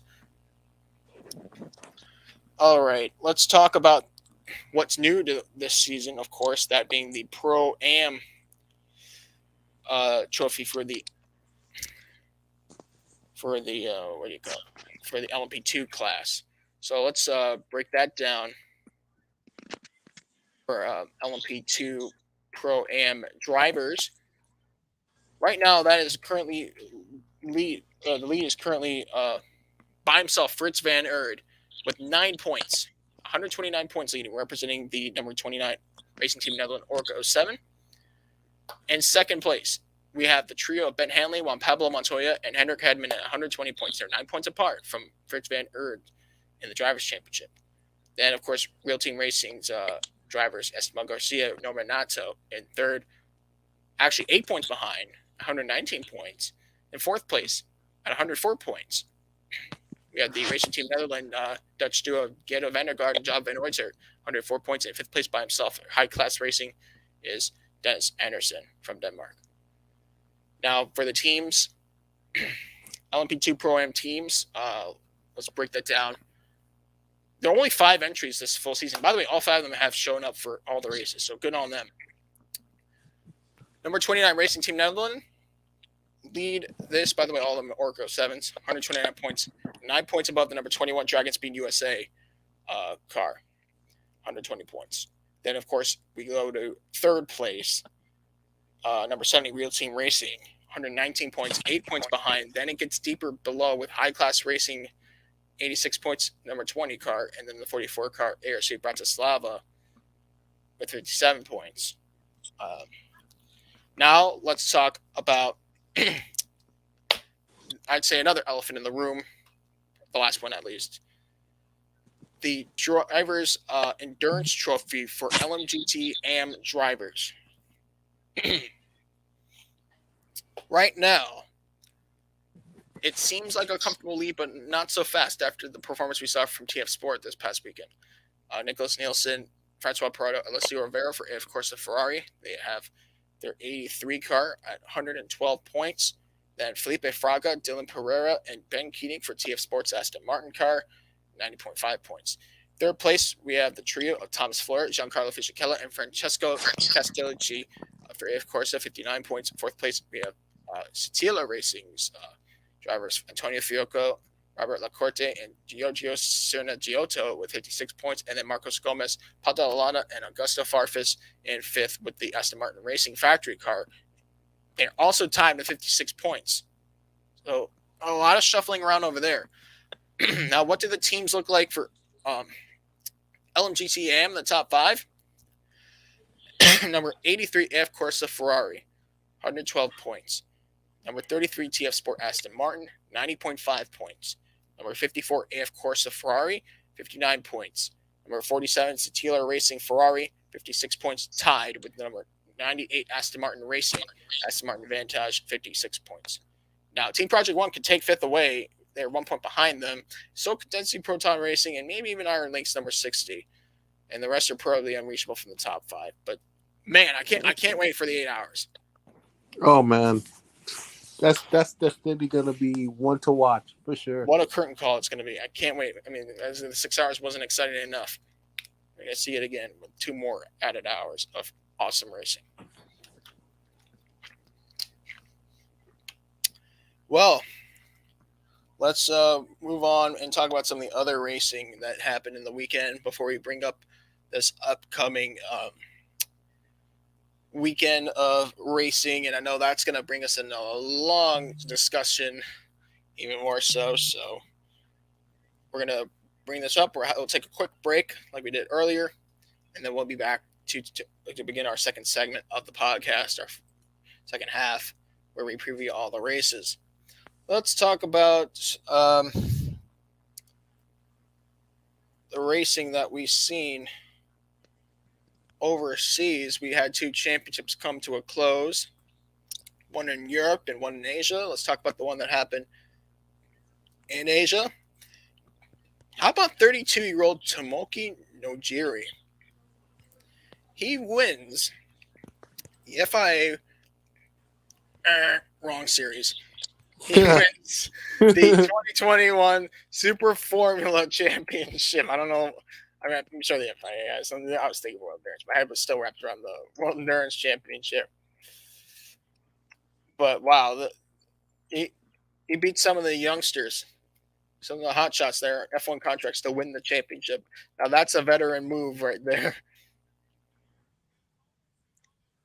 Oh man, I gotta say that I gotta say the same, man. You know what I mean? Oh, for sure.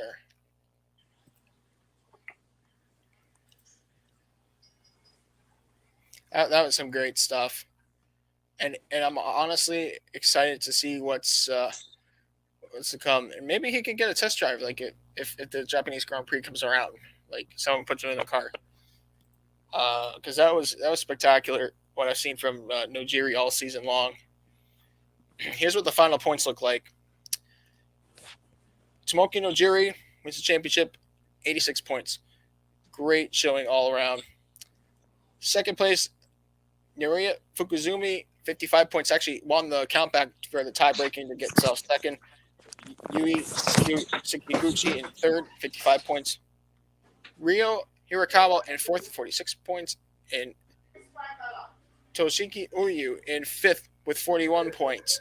Now, the team's championship, it was super close towards the end. The team's championship was very close. It came down to 2 points. Karenek's team Impol win the team championship. They didn't even have to win a race to do it, but they got the job done. 88 points to them. 86 points. 86 points for Dokoma Team Dandelion Racing. The age game just shy. Team Mugen in third with a sole entry, 77 points. Then, of course, with 47 points, you have the TCS Nakajima Racing, the team owned by Satoru Nakajima, and the PMU Sermo Engine Racing, 37.5 points, sit in third.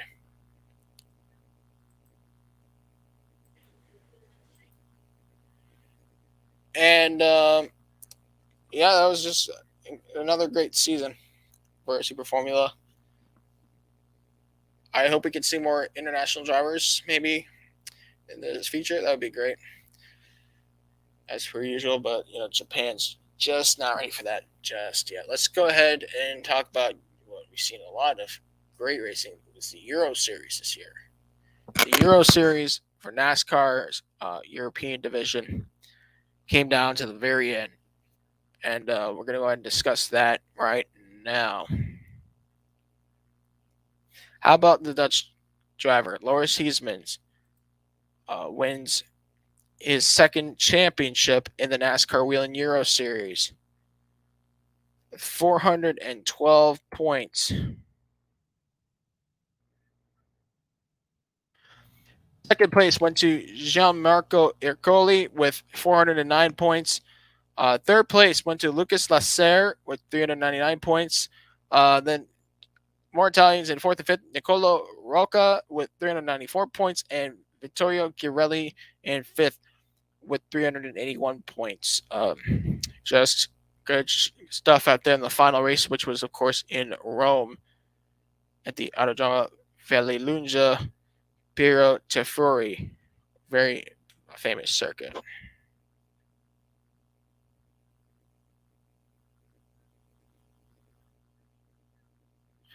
Let's go ahead and discuss the Euro 2 final standings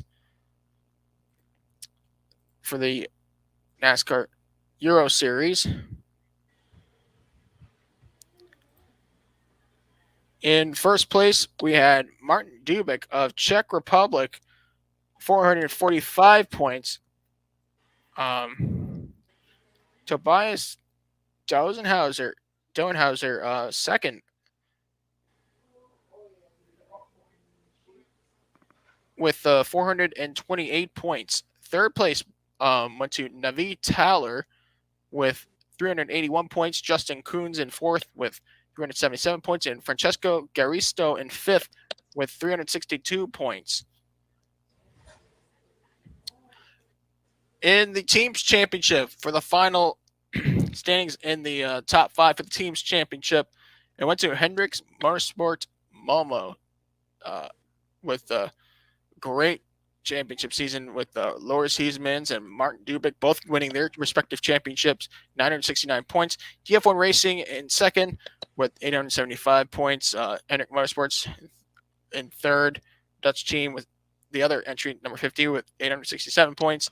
Kyle Racing, the team with Alon Day and Max Lanza with 787 points. And then fifth place is a Speedhouse entry owned by Lucas Lasser with 777 points.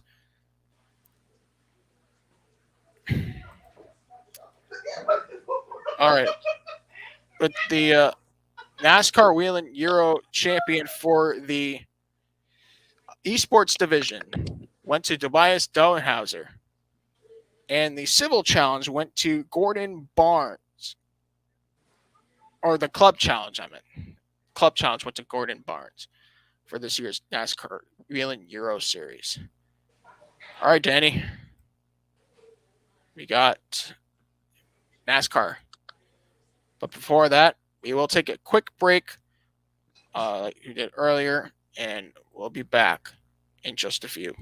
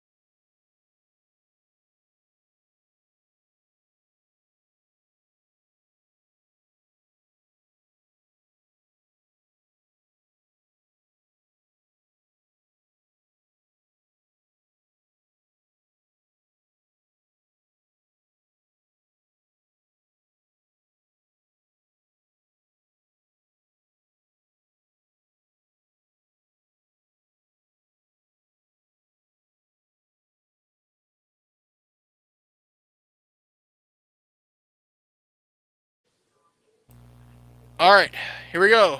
Ready? Let's get it.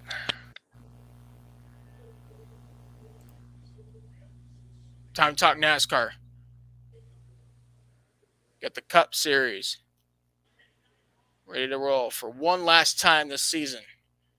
We'll bring up NASCAR Xfinity Series and the Truck Series. All the stuff you need to know about Phoenix this weekend. For the final time, we'll talk about NASCAR.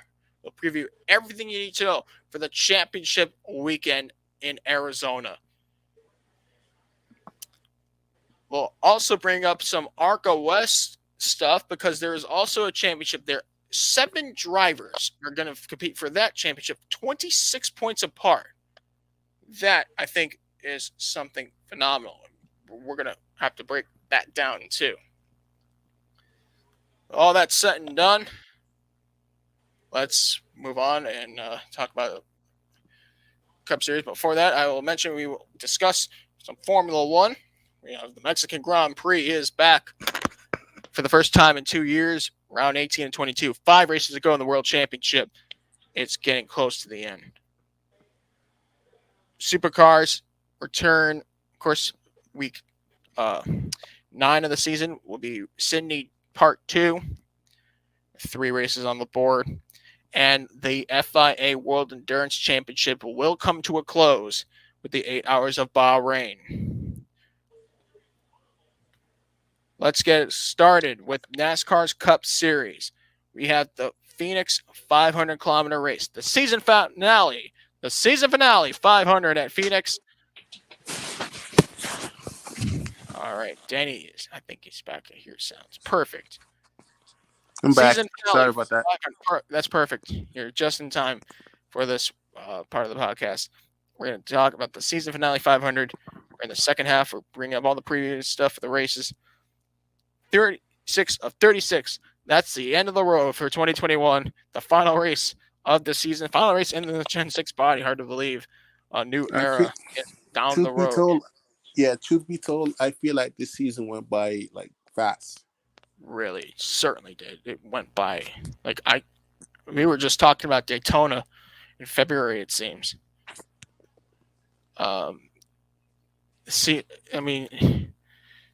Can't wait to see what 2022 has in store, but we got to finish up this one in a championship war. Let's look at the history of this race. Of course, the racing at Phoenix, being around for 33 years.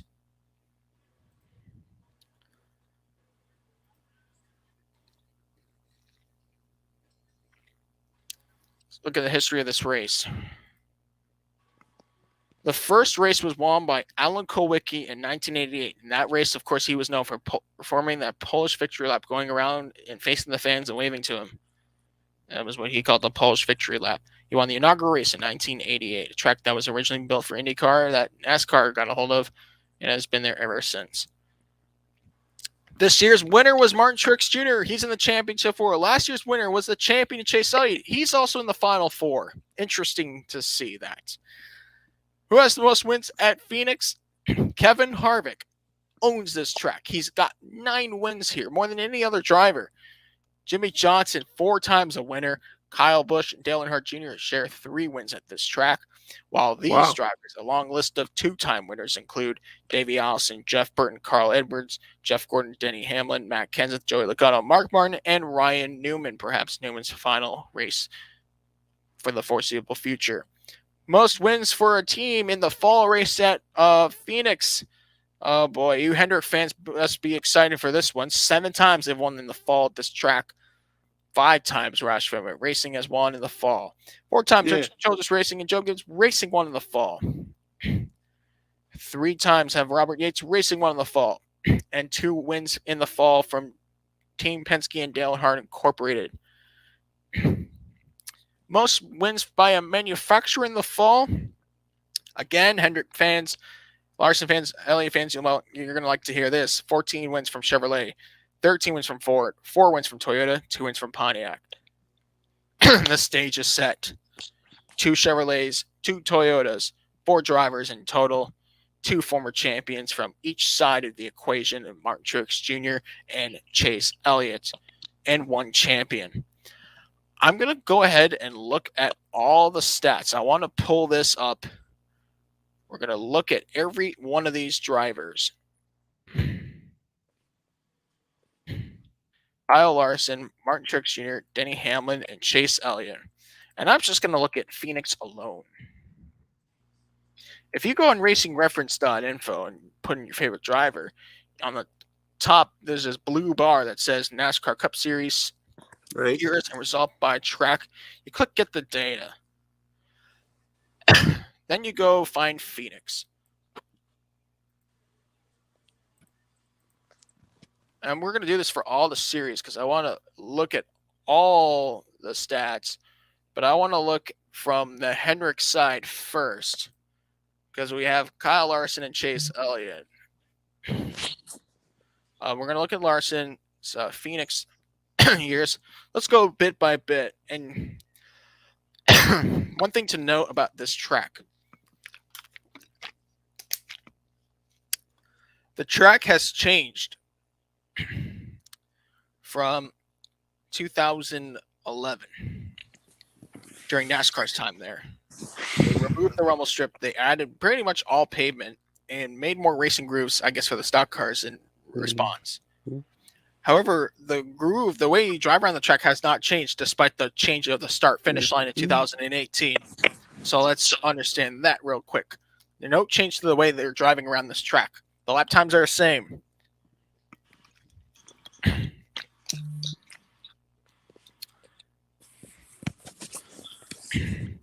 Let's look at Kyle Larson at Phoenix first. 2014, he finished 20th, started 8th. He started 8th in the fall race, finished 13th because Rory Newman had to wipe him out on the final corner. Yeah. 2015, he started 12th, got his first top 10 there. Remember, this was his time driving for Chip Ganassi Racing. Yeah. 2015, he finished out the season, the best start there at 6th. Remember, we had practice and qualifying for this weekend for all 3 series. So that's going to be a very nice additive for the weekend. Larson finished 21st in the fall race in 2015. In 2016, he started 7th and finished 12th in the fall race. He got his best finish at Phoenix when he started 2nd and finished 3rd. No laps led. 2017, a great race. His best finish at the circuit entirely when he finished 2nd after starting 4th.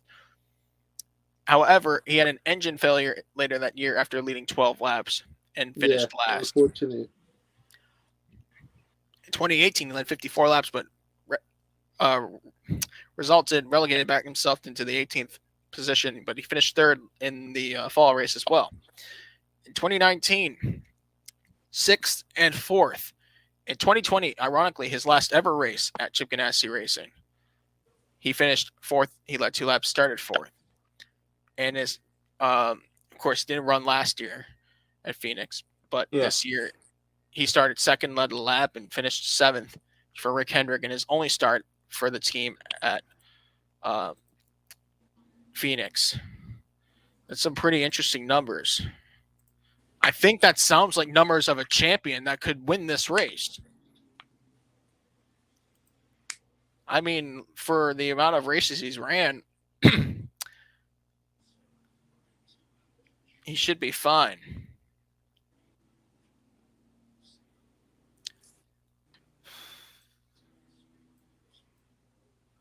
Let's look at Chase Elliott now.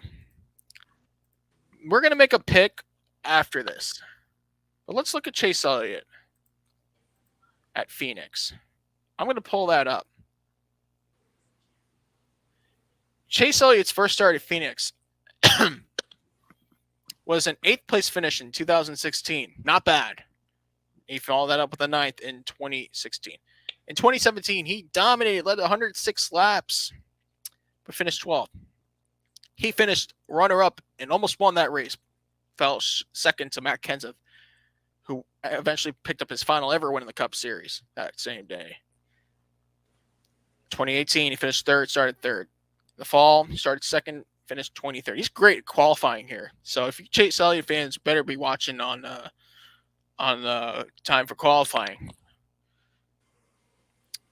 2019, started 2nd again, finished 14th. He actually crashed out in his only retirement at this event in the fall that year. Finished 39th. Won the pole in 2020 spring race and finished 7th after leading 93 laps. And, of course, he started first, led 153 laps to get his championship-winning victory last year at Phoenix, getting his win. He finished 5th this year.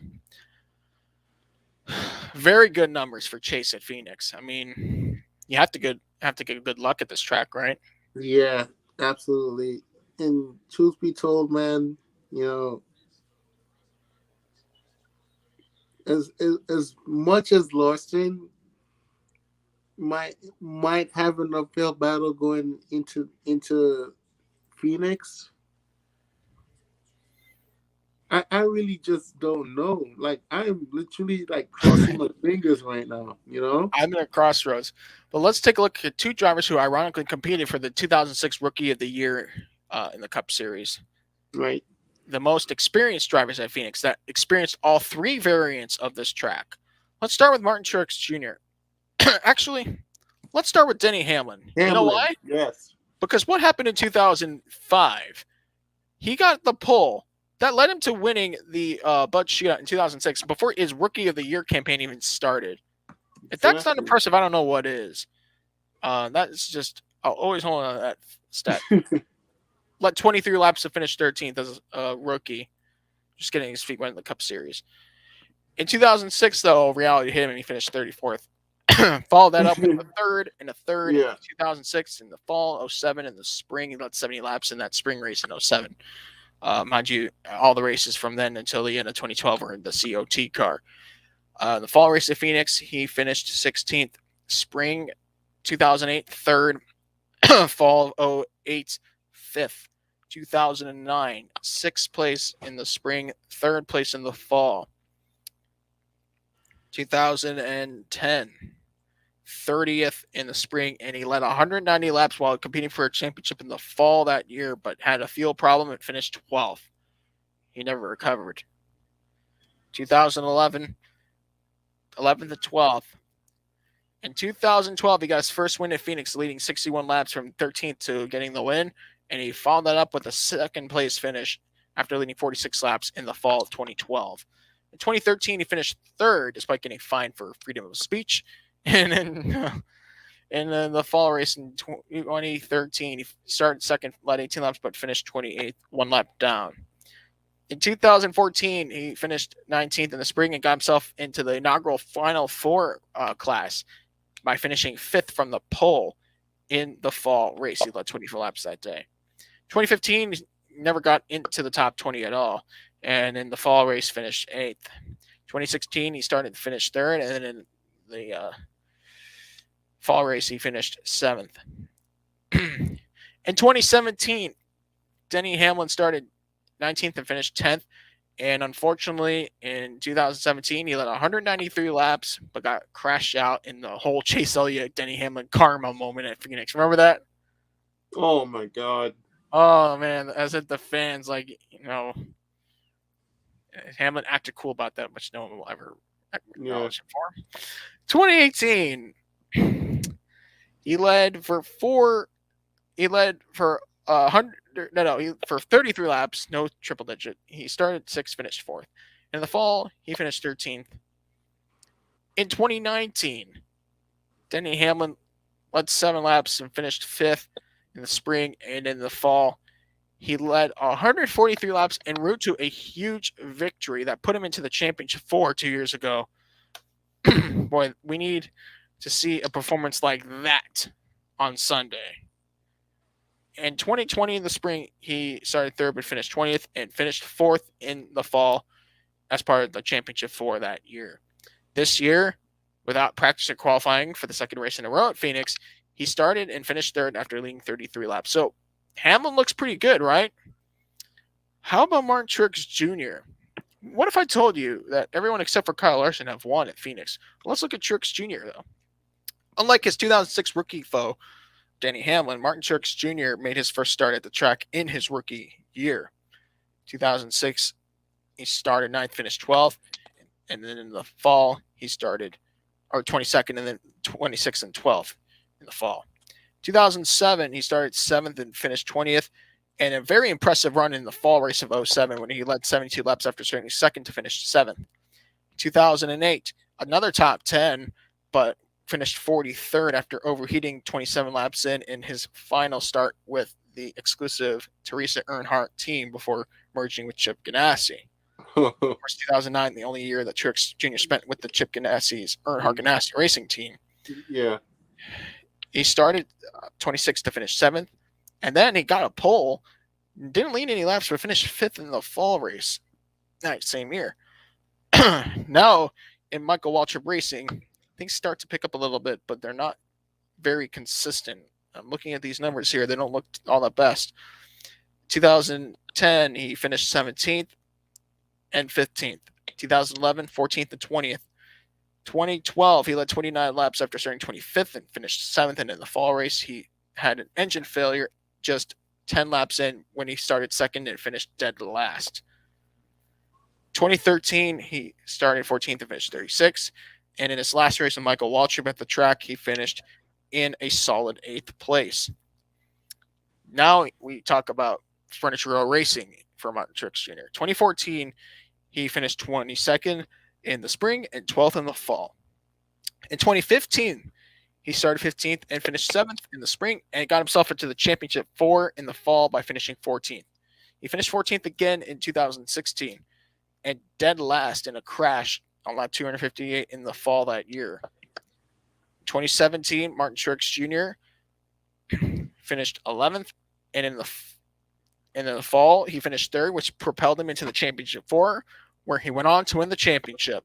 In 2018, Martin Truex Jr. got his only pole, or second pole at the track, but his only pole in the kind of pavement that exists today at Phoenix. He led 3 laps but finished 5th, and in his final start with Barney Visser, finished 14th. Now, Truex Jr. Joe Gibbs Racing. Start with 2019. Martin Truex Jr. started in 9th, finished 2nd. He started 4th and finished 6th in the fall that year. 2020 in the spring, he started 12th and finished 32nd in the last weekend before the world died. Led 11 laps before crashing out too. And in the fall, he finished 10th. In this year's race, he won after leading 64 laps, being placed 5th on the starting grid. Now I'm going to ask you, because we have to pick one. We can't pick 4. Yes. Who's going to win the race? Who's going to win the championship, or just who's going to win it all? Excuse my French. Last time I checked the F4. Truth be told, man, this is very hard because you got 2 of the best drivers. Yeah, you got 2 of the best drivers this season. 2 of them have multiple wins this season, and this is Kyle Larson and Denny Hamlin. As far as Truex and Chase Elliott goes, I don't know, man. They just kind of worked their way up into this championship war. But if it comes down to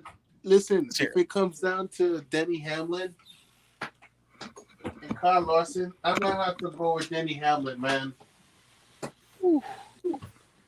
As much as Kyle Larson has been dominant this season, and Denny Hamlin has been dominant this season, in reality, the way how I see it is gonna go to Denny Hamlin. Whoo! Man, you know what? This championship 4 couldn't have been in a better track considering the participants in it. How equally good they've seemed to be at this track at Phoenix. And looking at all the stats I read from Kyle Larson, I don't know why Kyle Larson can't have a Chase Elliott sent off to the moon and bringing home that championship. But here's the thing.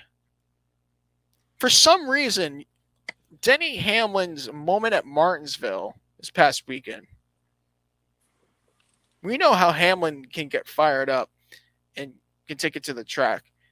He took it to the head in his mind in 2010. He took it to his mind in 2014.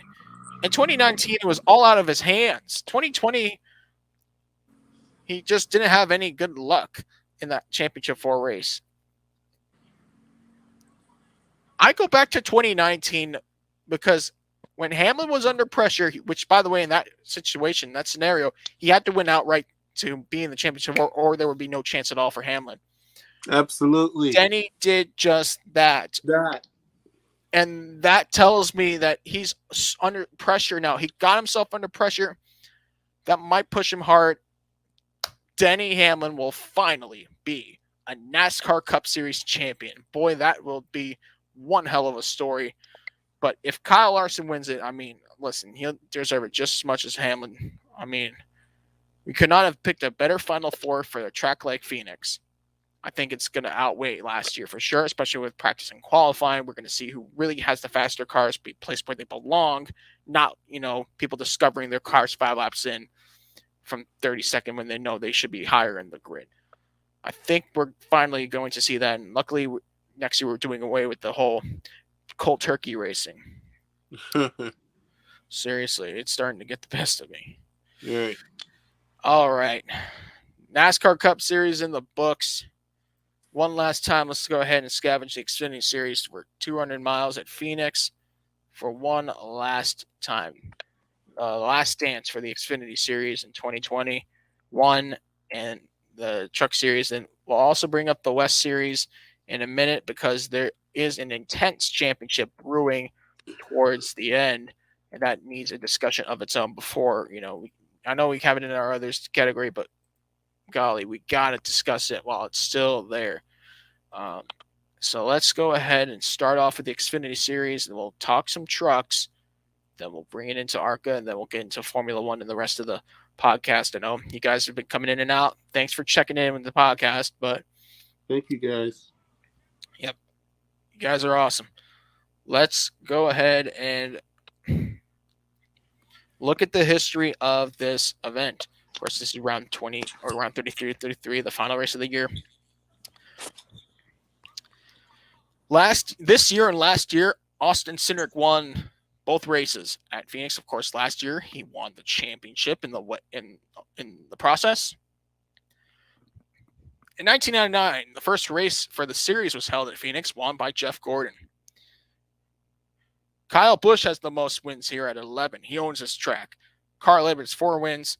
Then with 3 wins, Greg Biffle. And 2 wins, Justin Allgaier, Austin Cindric, Brad Keselowski, and Joey Logano. For you Cindric fans, you may like to hear this. Most team wins for the fall, 7 times from Roush Fenway Racing, 5 times from Joe Gibbs Racing, 3 times from Team Penske, and 2 times from Junior Motorsports. Most make wins in the fall. You're going to really like this if you're a Cindric fan. Again, Ford owns this place, 10 wins. Toyota, 5 wins. Chevrolet, 4 wins. Dodge, 2 wins. And Pontiac, 1 win on the fall at Phoenix. Now, for this year's events, I'm going to go ahead and pull up all the drivers' stats at this track.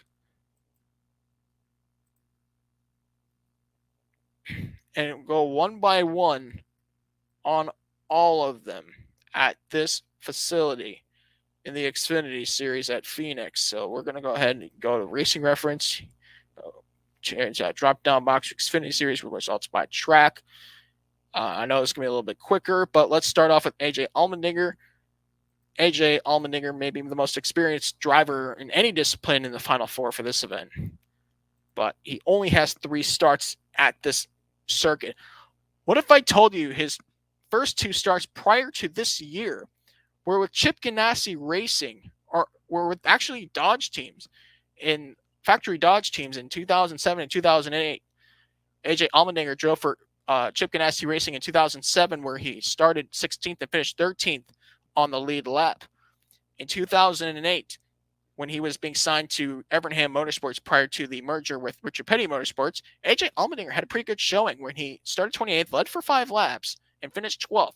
But that would be the last time he drove in the series at this track until this year, when he competed for the full-time effort, when he started 4th and finished 5th, his best finish yet at the track. Not a lot of stats to show for, but definitely impressive gains to say the least.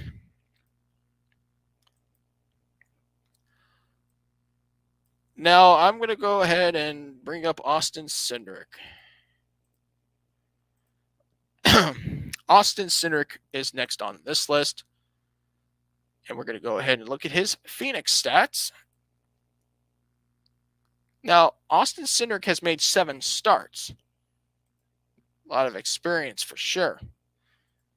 As I pull up the other stats for Gragson and Hemric, I want to have them up for when I click on them.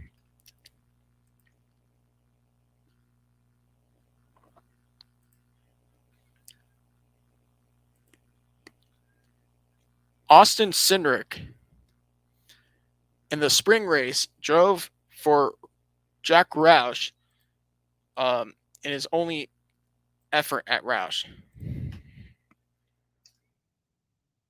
In that time, period, he started 13th and finished 16th in his debut race at the circuit.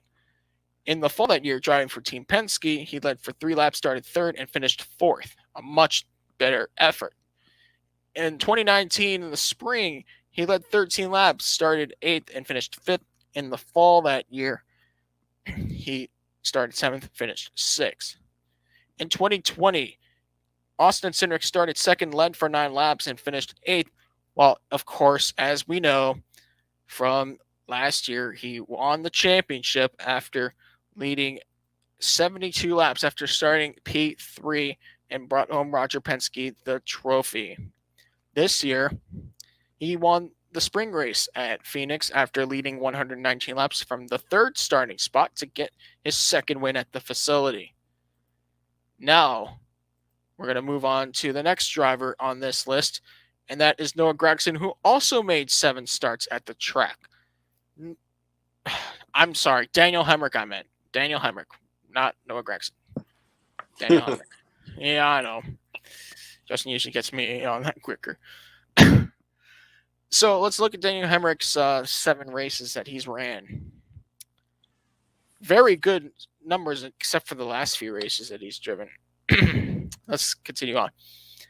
Daniel Hemric, in his debut at Phoenix, started 35th and finished 7th.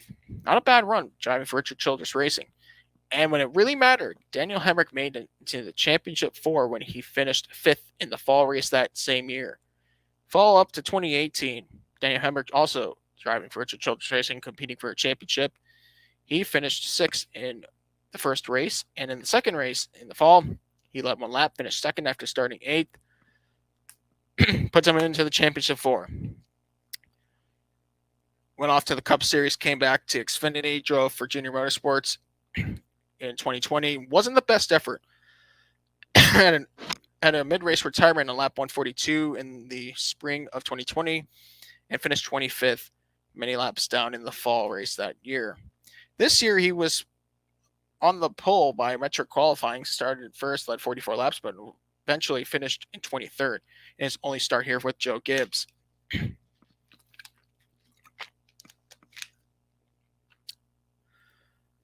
Now we look at Noah Gragson's stats at Phoenix before we come up with a champion and a prediction. Noah Gragson at Phoenix made his debut in 2019. All starts have been with Junior Motorsports. These starts look very wonky, I will admit. He led 1 lap in 2019, started 6th, finished 11th. In the fall, he finished 10th after starting 12th. In the spring of 2020, he led 27 laps, started and finished 7th. In the fall, he led 1 lap and finished 2nd. This year, he retired after 67 laps when he started 10th and finished 39th. Those are your 4 drivers.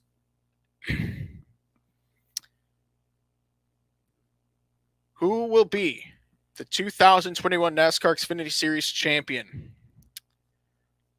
I know that Daniel Ford said he will be out, but I'm going to make my predictions. What was that? All right. Before we go any further, I do want to mention that the Owners' Championship 4 will be the number 54 Joe Gibbs Racing Toyota Supra, driven by John Hunter Nemechek for this weekend. The number 16 Colleague Racing Chevrolet Silverado, driven by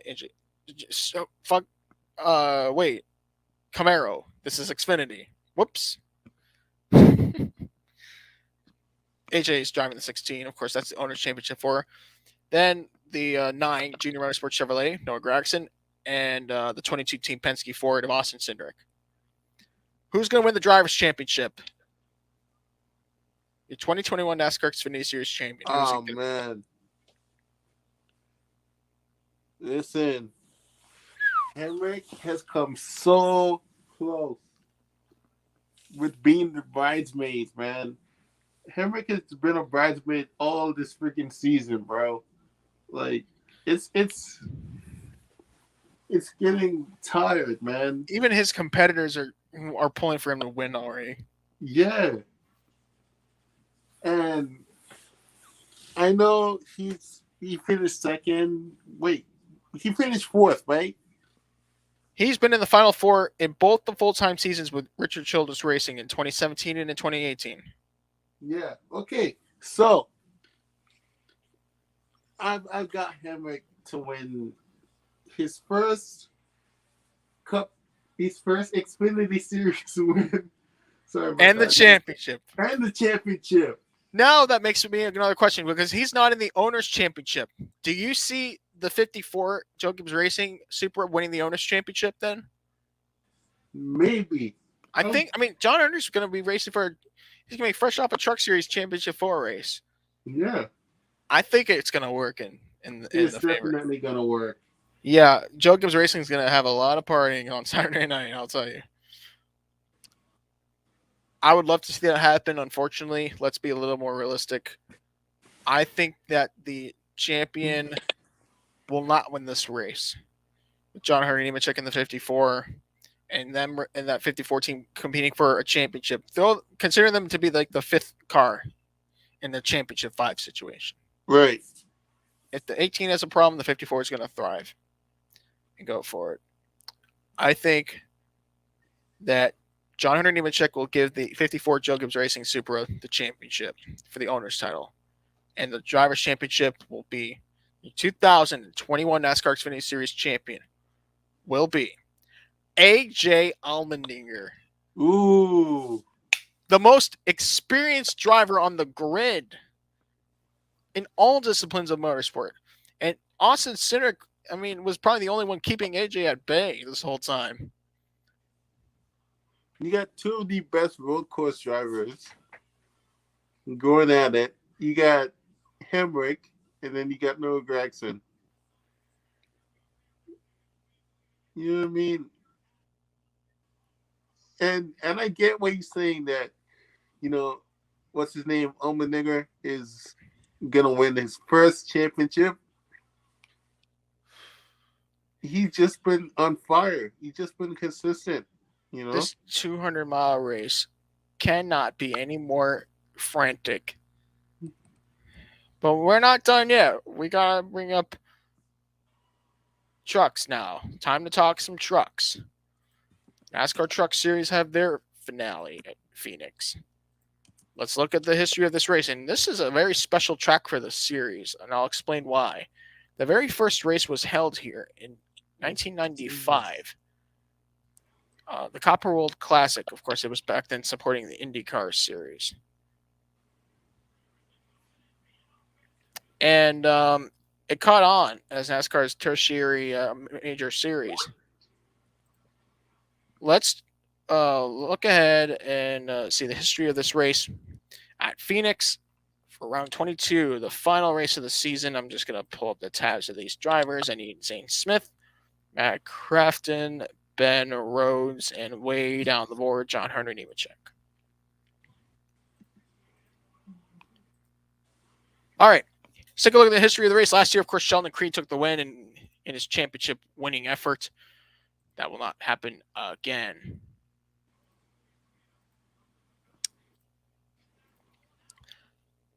Like I mentioned, the very first race in the history of this special truck series began in 1995 at Phoenix, and that was won by Mike Skinner, who ended up winning the title that year as well. Who has the most wins at Phoenix? Give it a call to West Coast Kevin Harvick. 4 wins, more than any of the other driver. Jack Sprague, 3 wins. Yeah.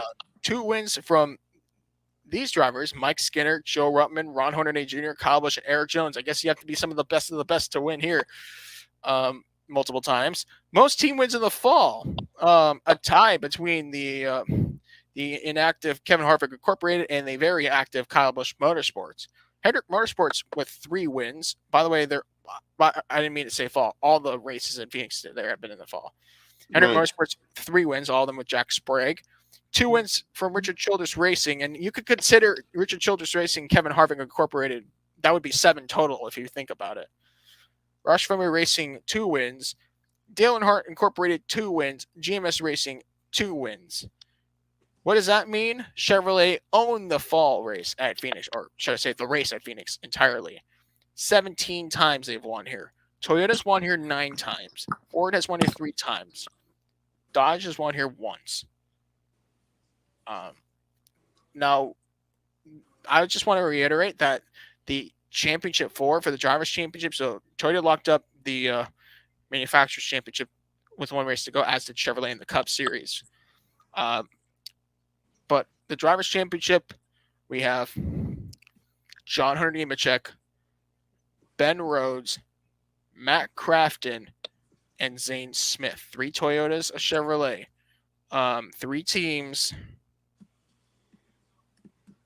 The Owners' Championship Final 4 for the Truck Series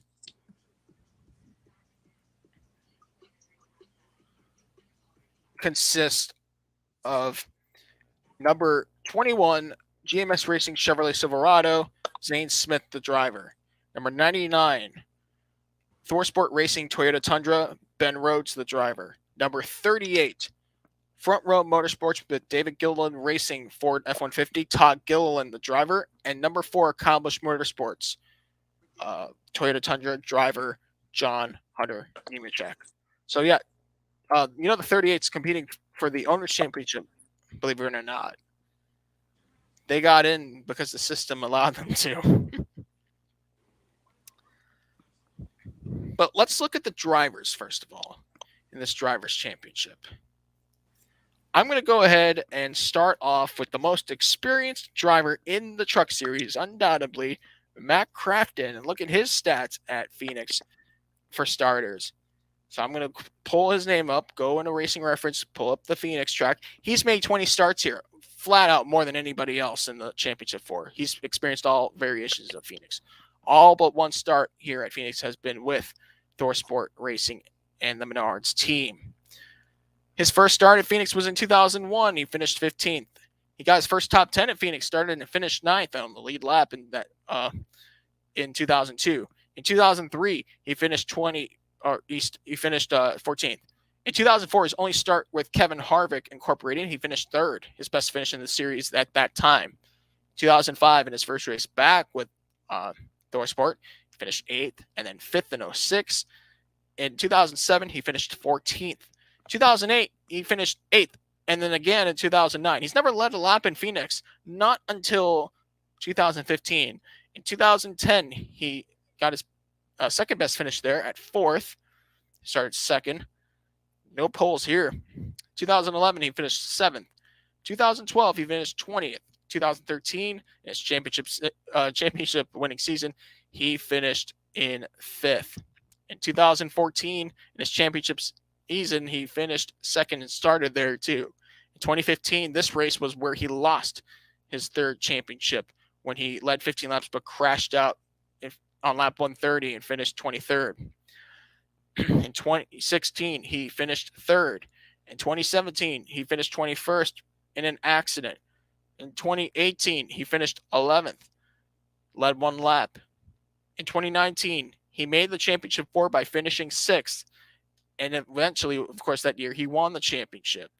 And in 2020, he finished 14th. Very up and down stats by Matt Crafton. Let's go ahead and look at the next driver on the list. I'm going to add Crafton's teammate, Ben Rhodes, now. Let's take a look at Ben Rhodes in the Truck Series at Phoenix. He's made 6 starts here. In 2014, his one of his few starts with Turner Scott Motorsports, he had a very impressive run. Started 4th and finished 5th. In 2016, in his first start with ThorSport Racing, he started 9th and finished 14th. 2017, he crashed out and finished P20. That took him out of the championship. 2018, he finished P12. 2019, he finished P4. He led 47 laps. And last year, he led 1 lap and finished in 7th.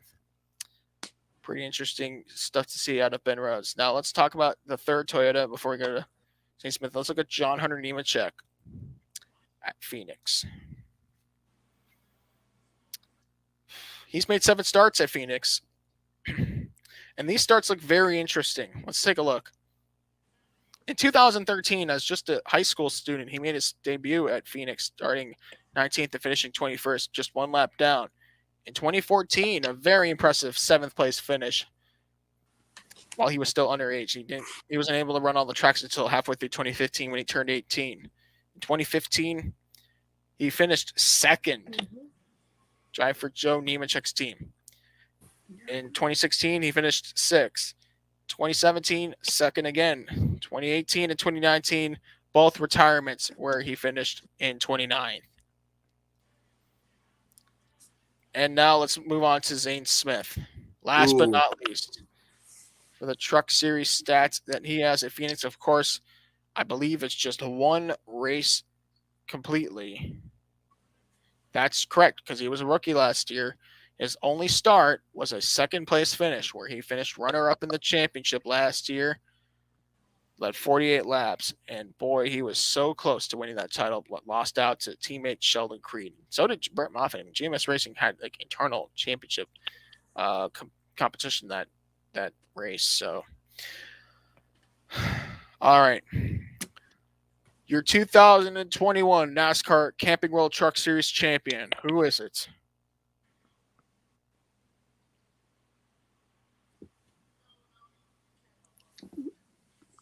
My pick to win the 2021 Truck Series season, or say championship, definitely have to be Matt Crafton. The reason why I say Matt Crafton is because he won the championship without winning any races. Have we seen the same thing now let me ask you, Joseph, have we seen the same thing this season? He is winless this year, and you know what? He knows how to get it done. But here's the thing. This track isn't the best for Matt Crafton in terms of the fact that he's ran more races here than anybody else, 20 times. But listen, if he stays in the hunt and doesn't quit, he'll be fine. I expect something good out of Matt Crafton, but I don't think he's going to win this championship. I think your 2021 NASCAR Camping World Truck Series champion, because we know that NASCAR is going to throw a wrench, because the championship 4 is already big enough of a wrench alone on a dominant season. Yeah. No promises ever in this series. But the 2021 champion I have for the Truck Series. This will be very interesting. Ben Rhodes for ThorSport. Oh my God. Ben Rhodes again? In his best season yet. The 2014 East Series champion. The driver who was jumped quickly to junior motorsports and had to settle back down and is now turned into a Truck Series veteran. I think this could be his year.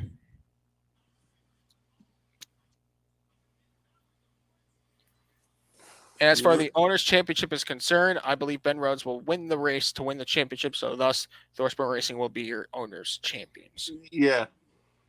What a year he's had anyways. I mean, he's got Daytona 250 win off the bat. Yeah, absolutely. Helped Toyota get the Owners' or the Manufacturers' Championship this year, because ThorSport were in Ford last year. They switched back to Toyota. I knew that was coming from – I saw that coming from a mile away, to be honest. All right. Before we go into F1, I want to talk about the ARCA West Series finale, because it needs some highlighting, and I mean a lot of highlighting. This race may be just 100 miles, but it will determine some of the hardest efforts of any driver I've ever seen. Let's discuss your 2021 ARCA Menard Series West Championship situation here. We have a massive grid coming to the track on Saturday, just to let you know. Big grid. So the amount of points you can gain and lose are even more costlier than any other time of the year. We have a grand total of 7 drivers mathematically capable of winning this championship going into the final race at Phoenix International Raceway. Jesse Love, the defending champion, driving for Bill McAnally Racing, leads the championship by 1 point over Paul Pedroncelli Jr., who is 1 point beneath him. Jake Drew is in third. He's 3 points behind the championship leader. So you could gain 3 points in a split second. Just think about that. Joey East is fourth in the championship, 5 points behind Jesse Love. In fifth place in the championship, Cole Moore just 6 points behind Jesse Love, his teammate. In sixth place, we have the veteran, Trevor Huddleston. Minus 15. Not a lot. And how about 57-year-old veteran Todd Souza? Minus 26 from Jesse Love. That's not a big gap at all. Takuma Koga, Burgess, and onward, they're not capable of winning the championship by any means mathematically. 51 points on back for those guys. But the top 7 will be contending for a championship that took 9 races to determine. Yeah, 9 races. Think about that. 9 races, and yet it's down to 7 drivers. My God. I want to ask, will Jesse Love win his championship, or will somebody take it from him? Because it's so reachable with the amount of cars on the grid. You can gain more points by passing more cars, and you can lose more points for losing more spots. And I don't think most of the people out there really care about your situation. Just ask Alex Bowman in the Cup race last week. Who's going to win this championship? 1 race to go. Oh, man, this is going to be hard. I'm going to let you go first, Joe. Well, as much as I have confidence in a driver like Jesse Love, how young he is, even how successful he could be at the age that he's at, I feel like we're going to see a major upset. We're going to see something that we've never seen before, and he's going to do it winless too. Cole Moore will win the championship for Bill McAnally Racing. Yep. 5th place in the points, just 6 points behind the championship leader. I can't wait to see. You know what? I'm going to have to go with Jesse Love, man. As much as you said there was going to be an upset, I don't want to see it. I don't see an upset happening right now. You know? I think it's definitely going to go to Jesse Love this season. May the best man win. That's all I'm going to say. Okay. Everybody works so hard, and they put themselves in that position, and now it's their chance to end on the best note possible. And, yeah. Okay. Time for F1. Let's talk about the Mexican Grand Prix. We do have to remember there is still a world championship going on. Now I need to close off these tabs because I already talked about the stock car stuff. And boy, that took a while to break down. That's what happens when we're at the tail end of the season. The Mexican Grand Prix is back after 2 years. What a facility. You know, all the races have been held at the famous Autodromo Hermanos Rodriguez, named after the late Mexican superstar drivers Ricardo and Pedro Rodriguez. When Ricardo Rodriguez died in 1962, he was just 20 years old. He had a possibility, like one of the greatest careers yet, but many people call him the Richie Valens of racing.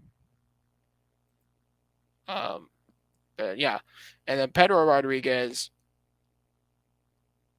got killed when he had his career finally, working very well. Died in the Norris Ring. So they named the track after them, and it was a very it's a famous facility. It's been around for such a long time. And the Rodriguez brothers, I love that they're named after the track because they deserve so much recognition.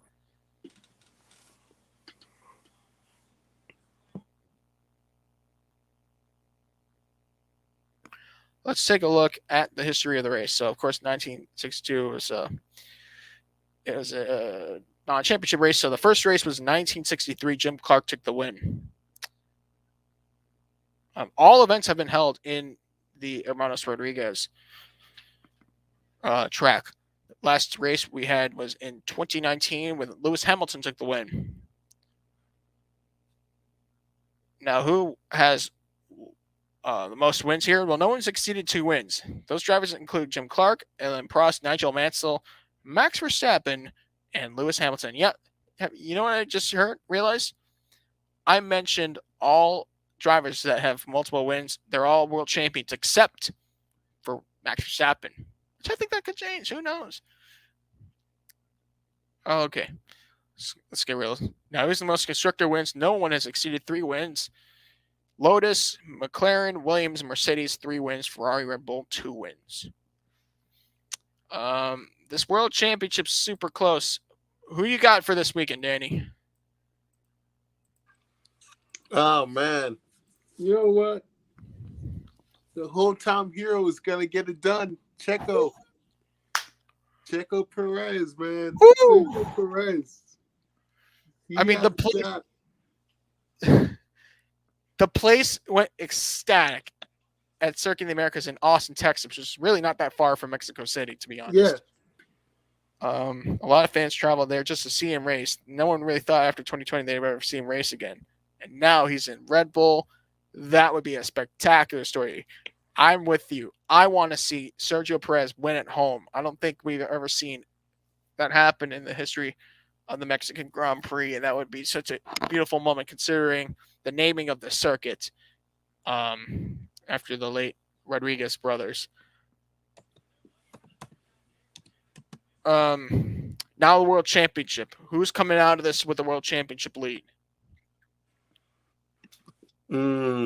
That's oh my God. 5 races to go. It's 5 races to go, man. Yep. You know what? I'm gonna have to say Verstappen. He's gonna hold that lead over Lewis Hamilton coming out of Mexico. If he can continue what he's doing right now, and if Lewis Hamilton, stumbles a little bit, no room for error. No room for error. And you know why that is? Because when it come time for Sao Paulo for the Brazilian Grand Prix, which is actually going to be on the 14th, 1 full week later, at Interlagos, we're going to say hello again to that unfortunate sprint qualifying system. Unbelievable. Where you can gain 3 points or you could lose your car. Talk about the anxieties and whatever Verstappen's doing to handle these pressures, these stressors. He's doing such a fantastic job at it. Holding himself up to Lewis Hamilton's standards is just some of the most incredible things I've ever seen from Max Verstappen. My perspective of Max Verstappen has changed so much between last year and the years before and this year in particular. I think he's got what it takes. Max is going to come out with the points lead, but I don't know about the constructors, though. Seems like Mercedes has too much control of that right now.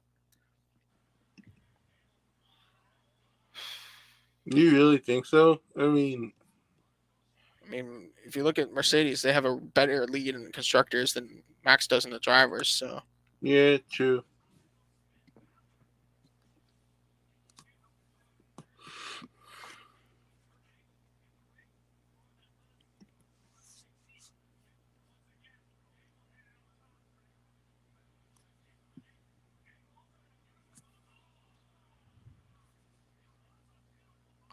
all right. Supercars at Sydney Part 2.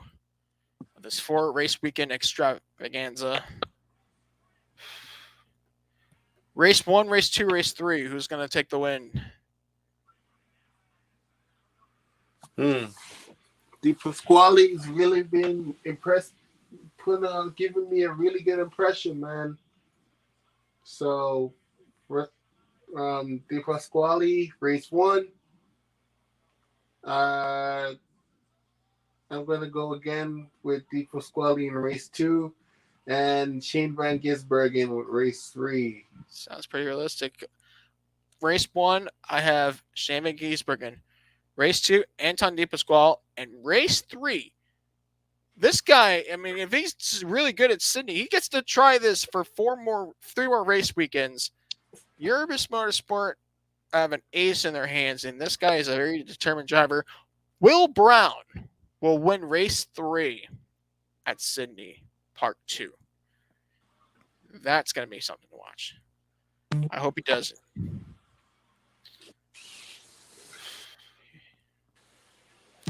All right. Now we can move on and talk about the World Endurance Championship. We're not going to predict champions because we'll be here forever. We've already been here forever, and I already broke it down to you guys. But we do have the 8 hours of Bahrain. The 8 hours of Bahrain.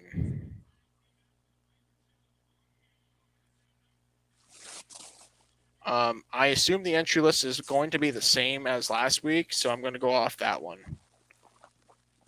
Hypercar class winner. I know who I'm picking. 8 hours of Bahrain Hypercar class. I'm taking car 7 Toyota Gazoo Racing. Toyota GR010 Hybrid, Kami Kobayashi, Jose Maria Lopez, and Mike Conway. They're going to secure the World Driver Championship for the Endurance World Endurance Championship. World Drivers Championship. Once again. Exactly. Do it again. You never know if the other guys learn a little more to catch up, but who knows? I think at this point it's just proving grounds for next year. LMP2 class win.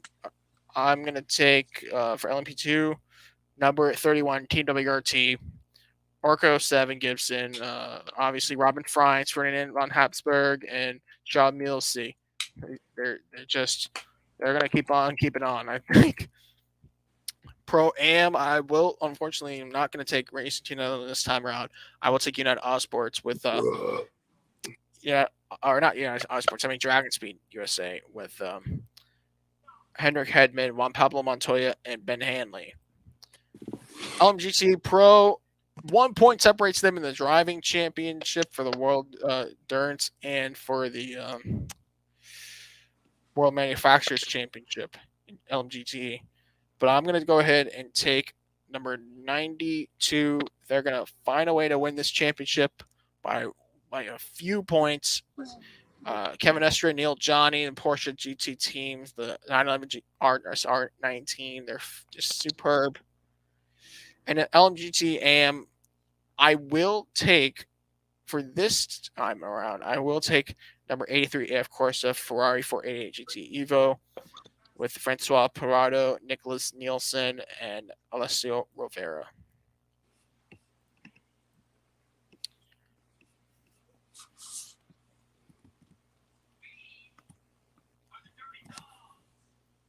Well, all I gotta say is that these races are coming around the corner. And we're gonna have another one of these long podcasts next week to debrief or react to either the craziness, the lousiness, or the wildness of whatever happens at Phoenix. I think we see too much with NASCAR these days. Yeah, same here, man. At this point, it's on us to just sit back, watch, get some food to eat. Speaking of food, I am getting hungry. Yeah, same here. So I think this is a good time to sign off on this podcast. I know this is an extensive one, and next week might be the same. I think the next few podcasts will be just like that. Yeah. As this motorsport world gets thicker and thicker by the days, we're getting closer to the climaxes of these seasons. Thank you all for checking into the Below the Line podcast for episode 135. For my partner, Daniel Fort, coming on in, and myself, I'm Joe Landy Powell, signing off. Have a good one. Have a good night. Yep. Let's go, Brandon.